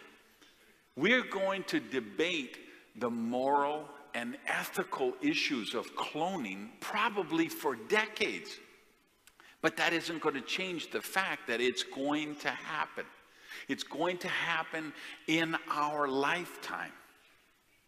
And maybe the United Nations will get together, all of the countries, and they will sign a treaty and they will say nobody will be allowed to clone human beings. It doesn't matter. There will be some country somewhere who says we have no oil, we have no coal, we have no natural resources. The best thing for our economy is we will become the cloning country. And that'll be the new Saudi Arabia, right? Will be the cloning country. Instead of the oil countries, it'll be the cloning countries. And then what happens if China says, well, yeah, since you're cloning anyway, why don't you clone us 2 million soldiers for our army? And the United States says, well, if China's cloning 2 million soldiers, we need 3 million soldiers for our army. And Russia says, well, if America is cloning 3 million soldiers, we might want 3.5 million soldiers. Where does that stop? Where does that take us? What does this do to families, to relationships, to society, to the psyche of the world as a whole? This takes us to the real gist of what I'm writing about in the new book and what I want to talk to you guys about today, which is we are entering the time in human history of the most cataclysmic changes that have ever happened. There will be faster, more dramatic, more radical change in the next 10 years than there was in the last 100. The exponential speed of growth because of the advent of technology is going to be mind-bending. So these cataclysmic changes are going to create catastrophic challenges. And the point of the book and the point of my talk with you is that these catastrophic changes are going to create breathtaking opportunities. Because if you look back at the Great Depression, during that time, some of the greatest fortunes in human history were created during the Great Depression. And look at history all over the world, in any country you go to, during times of economic uncertainty, economic upheaval, economic chaos, depressions, and recessions, that's when fortunes are created. Because with every challenge comes a corresponding opportunity. And that we are entering a time of the greatest opportunity in human history. If you had a choice, if you had a chance, if you were in that movie Back to the Future with Michael J. Fox, and you got in that DeLorean, and you got to pick wherever you could set the time dial to go into the future, the best place to go would be right here, right now. Because of what's going to happen in the next 10 years. Now here's the thing. Millions of jobs are going to be eliminated by technology. They just won't exist anymore because technology makes them irrelevant. You know, I'm one of the last people on earth. I use a travel agent. I call her, I say, I've got a speech in Istanbul. I need a ticket. And she books the ticket and emails it to me. I'm one of the last people, you know, travel agents are going extinct, right? Those jobs are not coming back. Now, why am I using a travel agent? Because I have used the same travel agent for the last 30 years. And when I started using her, she had a big office and there was 12 agents in the office and they all had a phone with those 5 lines, white buttons. Most of you in this room are too young. You don't even know what those phones look like. But she had like 12 agents with those phones. Now, the other 11, they're all gone. She works by herself. Those other 11 jobs, they're never coming back. The clerk who works in the neighborhood video store, the typesetter who used to work for the printer, those jobs are never coming back. Technology has eliminated them forever. So here's what we know for sure. Millions of jobs are going to be eliminated by technology. That's a pretty big challenge that the world will be facing. Here's the next thing we will know. Millions of other jobs will need complete retraining because of technology. Let's suppose got doctors here. Hetty's a doctor, right? Suppose you're a brain surgeon or a heart surgeon, right? You went to school for 10 years, 12 years, 14 years, and you do an open heart, heart transplant surgery. You've been in practice for 20 years. Well, do you know in 10 years, your skills are probably obsolete, because open heart surgery is going to be done with a joystick from the control room.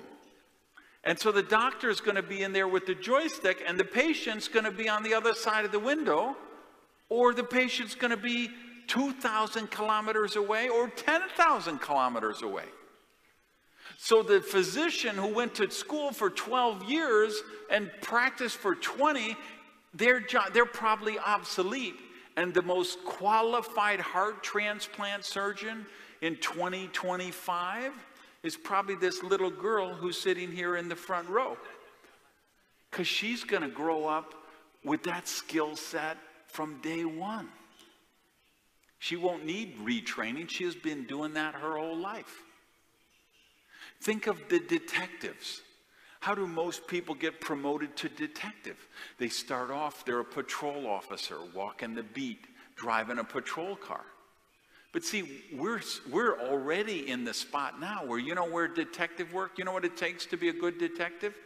You need a degree in biogenetic engineering to hunt down DNA, because that's how crimes are solved now.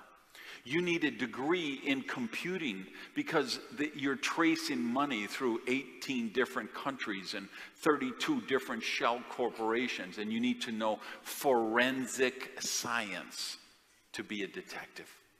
So the old skill set is obsolete.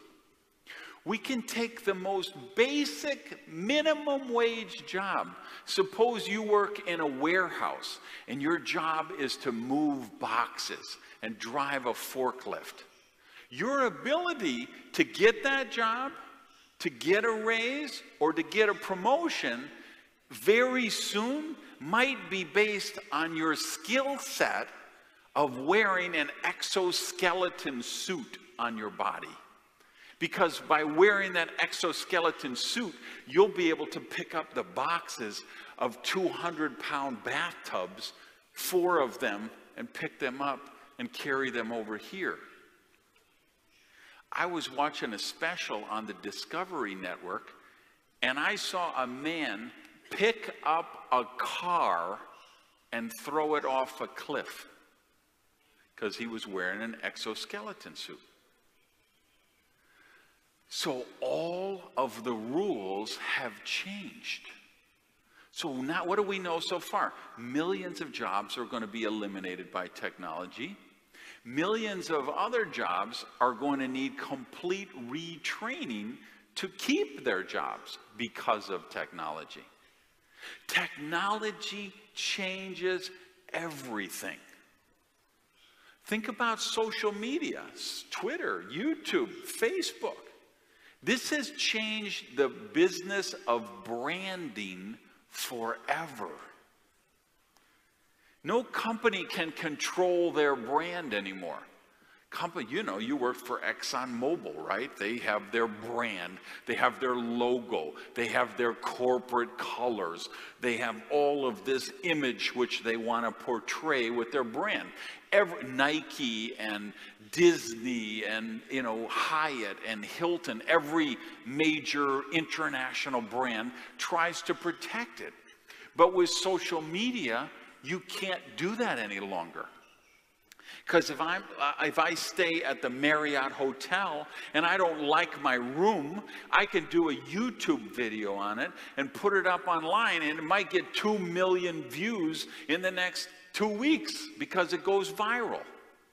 So social media changes everything. Mobile changes everything even more. Mobile is going to be the most disruptive change in the world of marketing and branding that every business in the world has ever seen. And it will impact every single business, from beauty salons to chiropractors, to oil companies, to doctors, attorneys, restaurants, movie theaters. Every single business in the world will be dramatically and unequivocally changed forever because of mobile apps and the cloud. Because it changes all of the rules. See, this is the thing. Like, if you've got a young daughter like this and you want to prepare her for the future, it's more difficult than ever, because the best jobs of 2020, they haven't even been invented yet. They can't train her for those jobs because we don't even know what those jobs are going to be.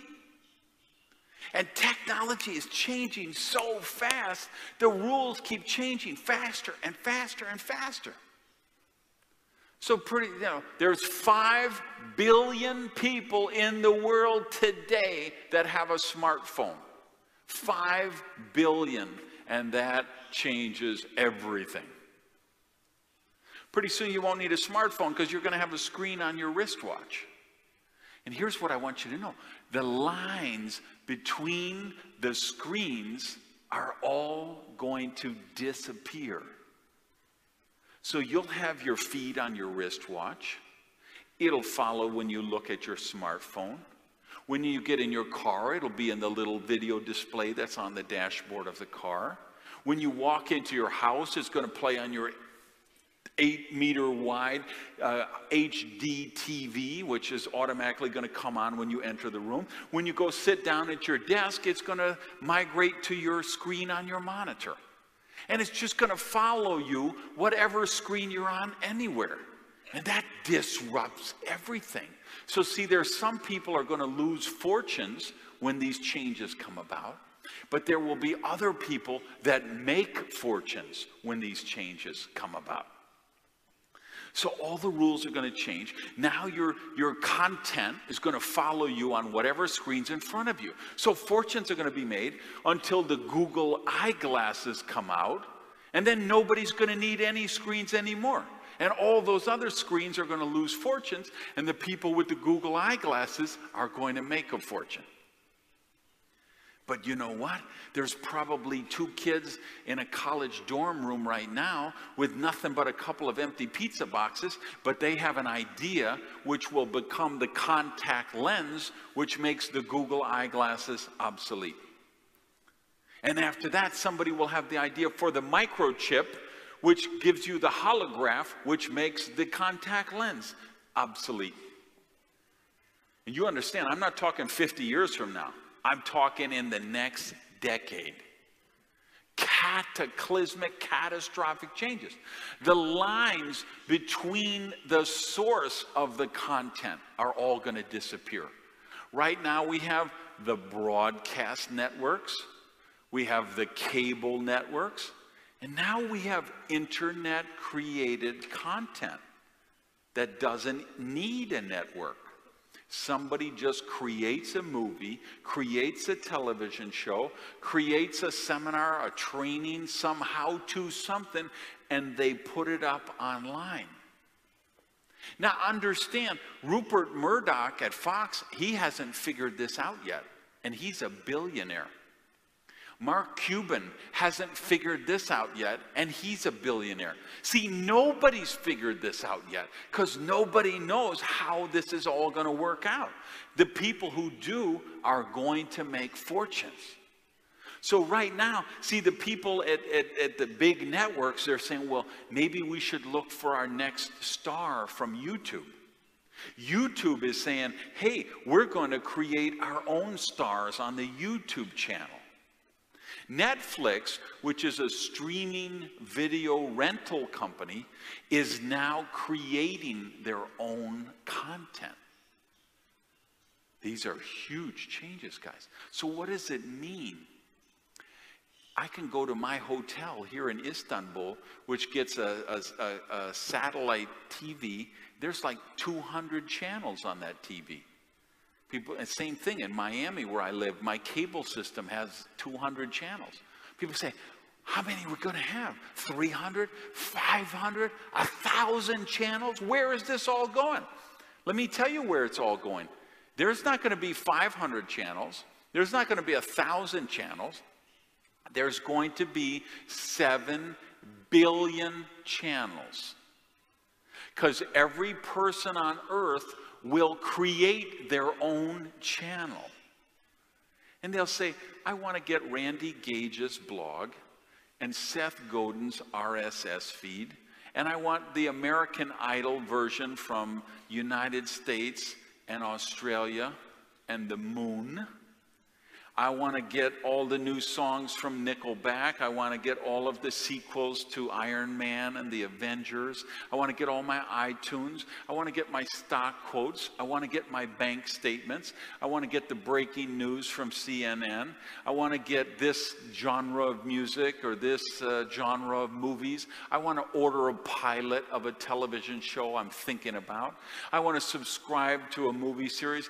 They will create their own channel, which will just follow them everywhere they go, on all those screens and those eyeglasses and those contact lenses and the holographic suites when we get there. Virtual reality. That will change everything. And you know what will change virtual reality? When they fine-tune virtual reality sex. That will be the most disruptive change in society of the last 2,000 years.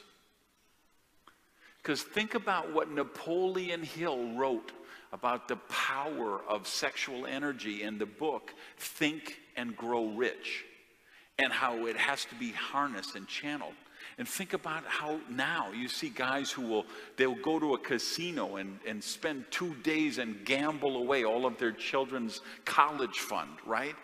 Imagine when they could go to a virtual reality holosuite and pick the movie star or the TV, you know, the person for their partner. And they can say, I want to be with Angelina Jolie. Or they can say, I want Angelina Jolie's lips. And I want J-Lo's hips. And I want this size breast. And I want this color eyes. And I want this height and this weight. And create their perfect virtual partner. And see, in the virtual world, there's no enlarged prostates. In the virtual world, there's no traffic jams. In the virtual world, you never get passed up for a promotion. You never get denied for a raise. In the virtual world, everything is possible. Everything is perfect. There will be people who go into the virtual world and never want to leave it. Think about, do you guys know Donald Trump here? Do you see him? You get, okay. Think about Donald Trump. If he could get a virtual partner who all day, every day just tells him how beautiful his hair is, he'll never want to leave. There will be millions of people that this will create the most catastrophic rip in the fabric of relationships, families, marriages. So this is huge, huge changes, challenges we're talking about. But understand, do you know what that will do? That will create opportunities for psychiatrists, psychologists, addiction centers, mental health centers. Because with every challenge is the corresponding opportunity. So here's the analogy I would give. See, we assign subjective value to circumstances. So if you were coming here today to come to my seminar and you got a flat tire, oh, this would be a bad thing, right? Say, wow, the seminar starts at 12:30, it's 11:30, and now I got a flat tire. This is horrible.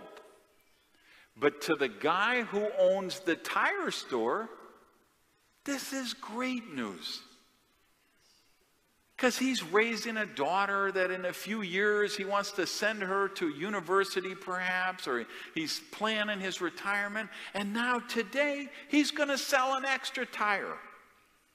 So the same event, one flat tire in a car, one person assigned a very negative value to it, another person assigned a very positive value to it, even though it was the same event. So you see, I'm not judging these things. And I'm not saying they're good. I'm not saying they're bad. I'm just saying they are what they are. And you may not like virtual reality sex. You may not like the idea of cloning sex workers. You may not like any of these things. It doesn't prevent them from going to happen. It doesn't prevent them from causing challenges to our society that we will need to address. And this will be a chance for parents to have those learning moments with their children. This will be a chance for families to come back together. This will be an opportunity for society to reevaluate what's important to us and what we need to do better. This will be tremendous, breathtaking opportunities to create peace and harmony and prosperity in our world. So just like the flat tire, nobody likes that inconvenience of a flat tire, but it's still, for someone else, they sell a tire. And the guy who sold a tire is going to use that money and buy something else, and that's going to help someone else. And they're going to use that money, and that's going to help someone else. You know, I was watching the Discovery Channel again this morning. I was in the gym doing my cardio work, and I was watching Animal Kingdom. And there was a big mountain lion, and there was a little deer, and he ate the baby deer. And you know what? I hate for the baby deer, but that's how the mountain lion lives, is he eats this animal, and some animal eats that animal, and then some animal eats that animal, and it's the ecosystem. So that's just the way of the world. So change is going to happen. Challenges are going to be created by these changes, and we who are prepared for them will profit. And this will be the greatest time ever to be alive in human history. Now let me tell you some other cataclysmic news that's going to happen. Governments are going bankrupt. They're mismanaged. They're corrupt. They spend more money than they take in. They print more money, they spend more money, they print more money, they spend more money. If you ran your business the way the United States runs the government, they would put you in prison for a pyramid scheme. If you ran your business the way Britain runs England, you would go to prison.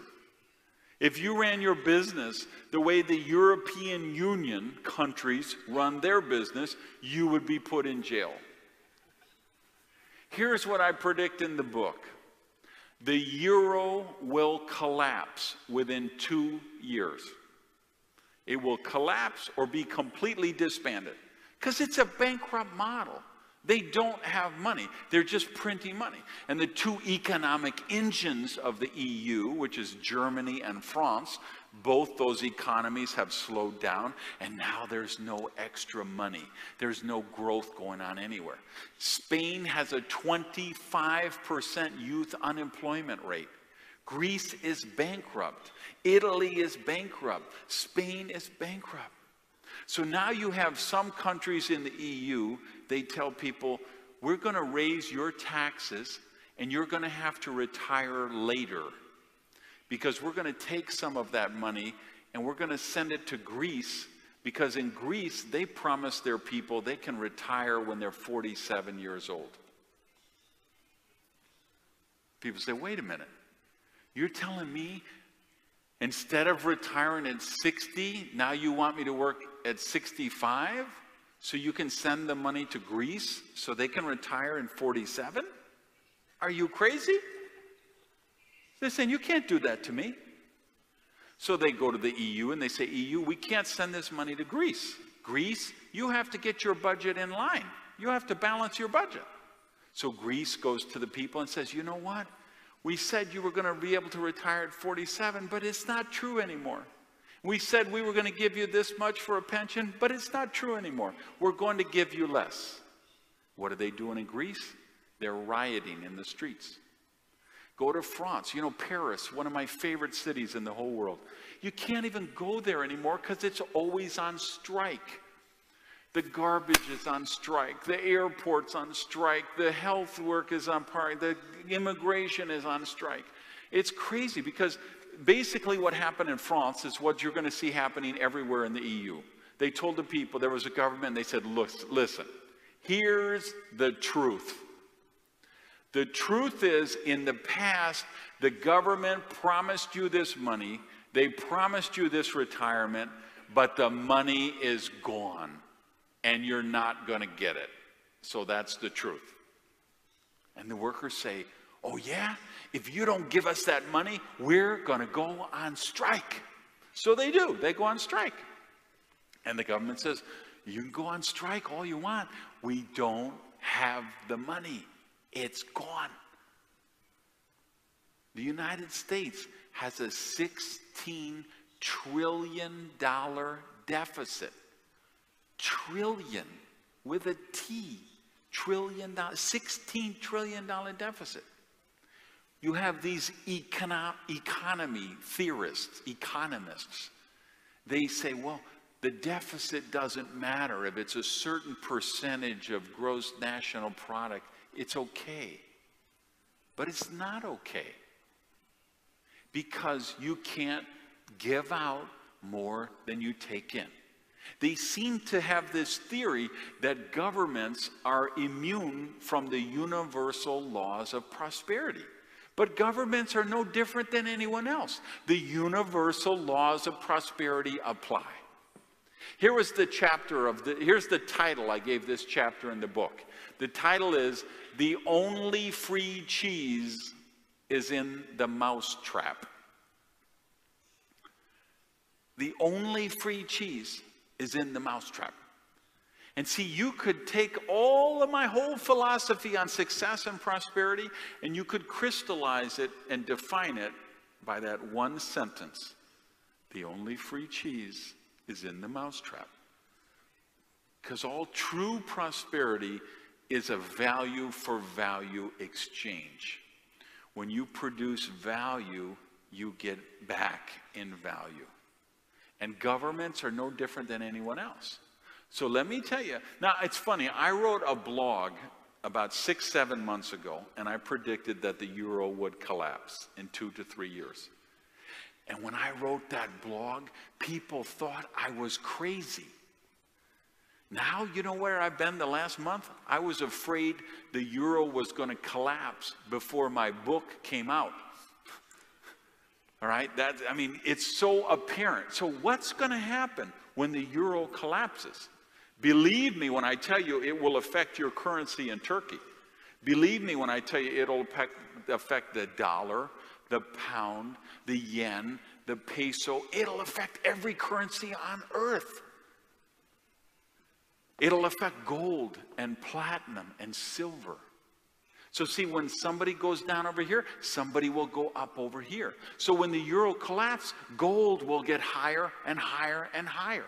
And there will be people who lose a fortune when the euro collapses, and there will be people who make a fortune when gold goes up. But then when people start mining asteroids, and it becomes cheaper to bring gold back to Earth than it is to dig it up out of the earth, the price of gold will go down. And there will be people who lose fortunes overnight, and there will be people who make fortunes overnight. I don't know if this is going to translate or not, but here's what I say in the book. When everybody is zigging, you got to be zagging. Meaning just when everybody's going this way, you got to be going that way, because that's where the fortunes are created. So, where does this all bring us? Millions of jobs are going to be eliminated by technology. Millions of jobs are going to need complete retraining because of technology. Millions of other people are going to lose their jobs because their governments are bankrupt. And the bill will eventually come due, and that will amount in massive layoffs of hundreds of thousands of people at a time by governments all over the world, which will have a waterfall effect on companies all over the world, which rely on government as their client, as for their business, and we will lose millions more jobs because of the economic malfeasance practiced by many of the countries around the world today. So there will be people who will think that is the darkest time in our lifetime. I submit it'll be the greatest time of our lifetime. Because if millions of people lose their jobs by technology, if millions of people are faced with the reality that they're going to need complete retraining to keep their job, if millions more people are going to lose their job because of their governments, here's what I predict. Millions and millions and millions of them will enter the profession of network marketing.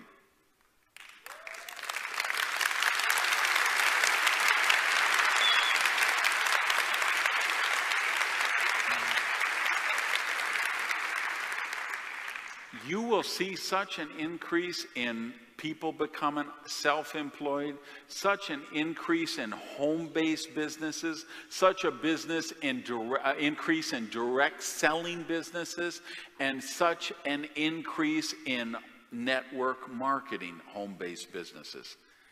I predict in the book that we are about to enter the golden era of network marketing.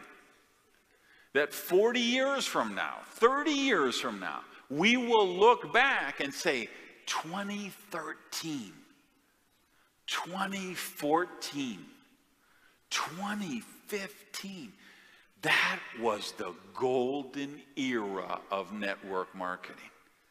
Because we will be entering a space that sometimes, there will be some months during this period where literally millions of new people will be joining network marketing in a month. Literally millions in a month. New people who have never been involved in the business before will be joining the business.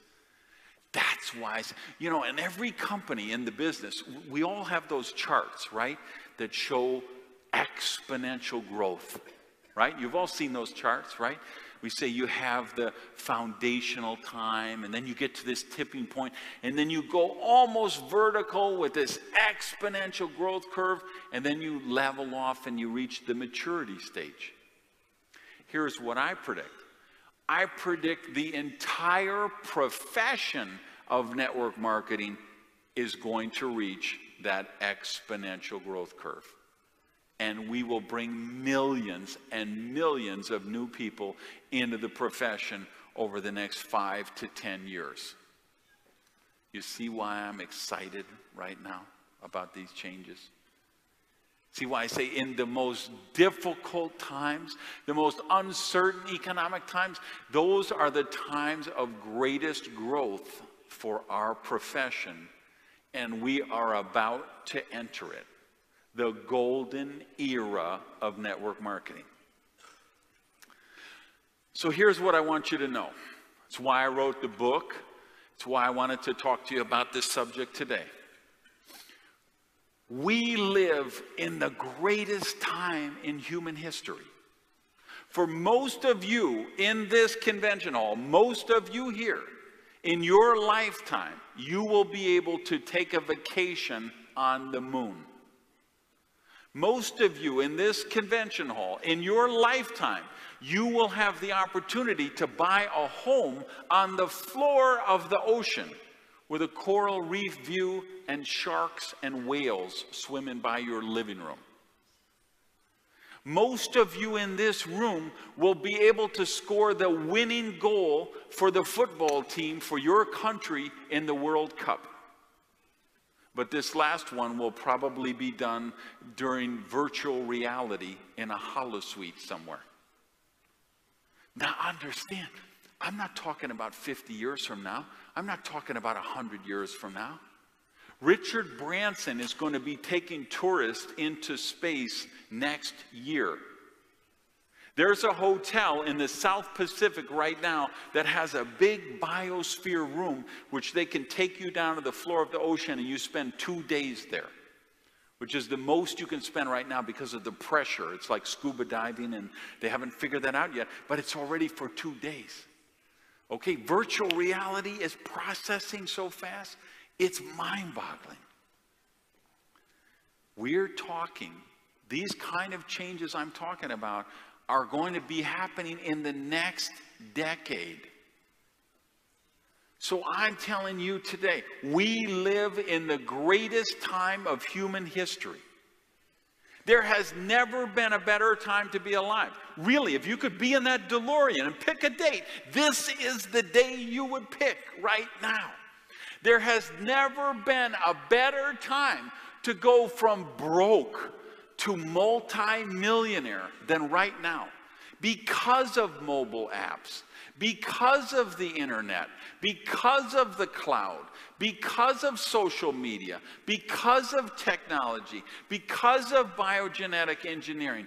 All of these changes making this the greatest time to ever be alive, the greatest time ever to create wealth. But millions of people don't know it yet. They think we live in the darkest time of human history because they read the newspapers. They're watching the nightly news. They're hearing the unemployment figures. They're hearing about the factories closing, the businesses shutting down. They only see the challenges. I see the opportunities. You see the opportunities. You wouldn't be in this convention hall today if you weren't the kind of person who recognizes opportunities. So your job, your mission going forward is to go out and spread the word on. Your mission is to go out and do what you're capable of doing. Recognize these opportunities that you have right now, that we really do, and spread the word to this people and step into your greatness. I love this country. I love this part of the world. I love this business. I know the potential of the people in this room. My heart has been touched with the love that I have received from everyone in Turkey for months, for 2 months leading up to this. And I love this, you know, it's one of the magical cities. Istanbul is one of the magical cities in the world anyway. And I know we have people here from Malaysia and Germany and Iran and other countries as well. I'm telling you, the things that I'm talking about, these aren't restricted to one little part of the world. These are global trends that will impact every human being on earth. And while other people will choose to see the challenges, you're here in this room because you see the opportunities. And I came here today to tell you, seize those opportunities. You really do live in the greatest time in human history, because risky is the new safe. Peace. I love you guys. Thank you very much for being here today. Thank you all.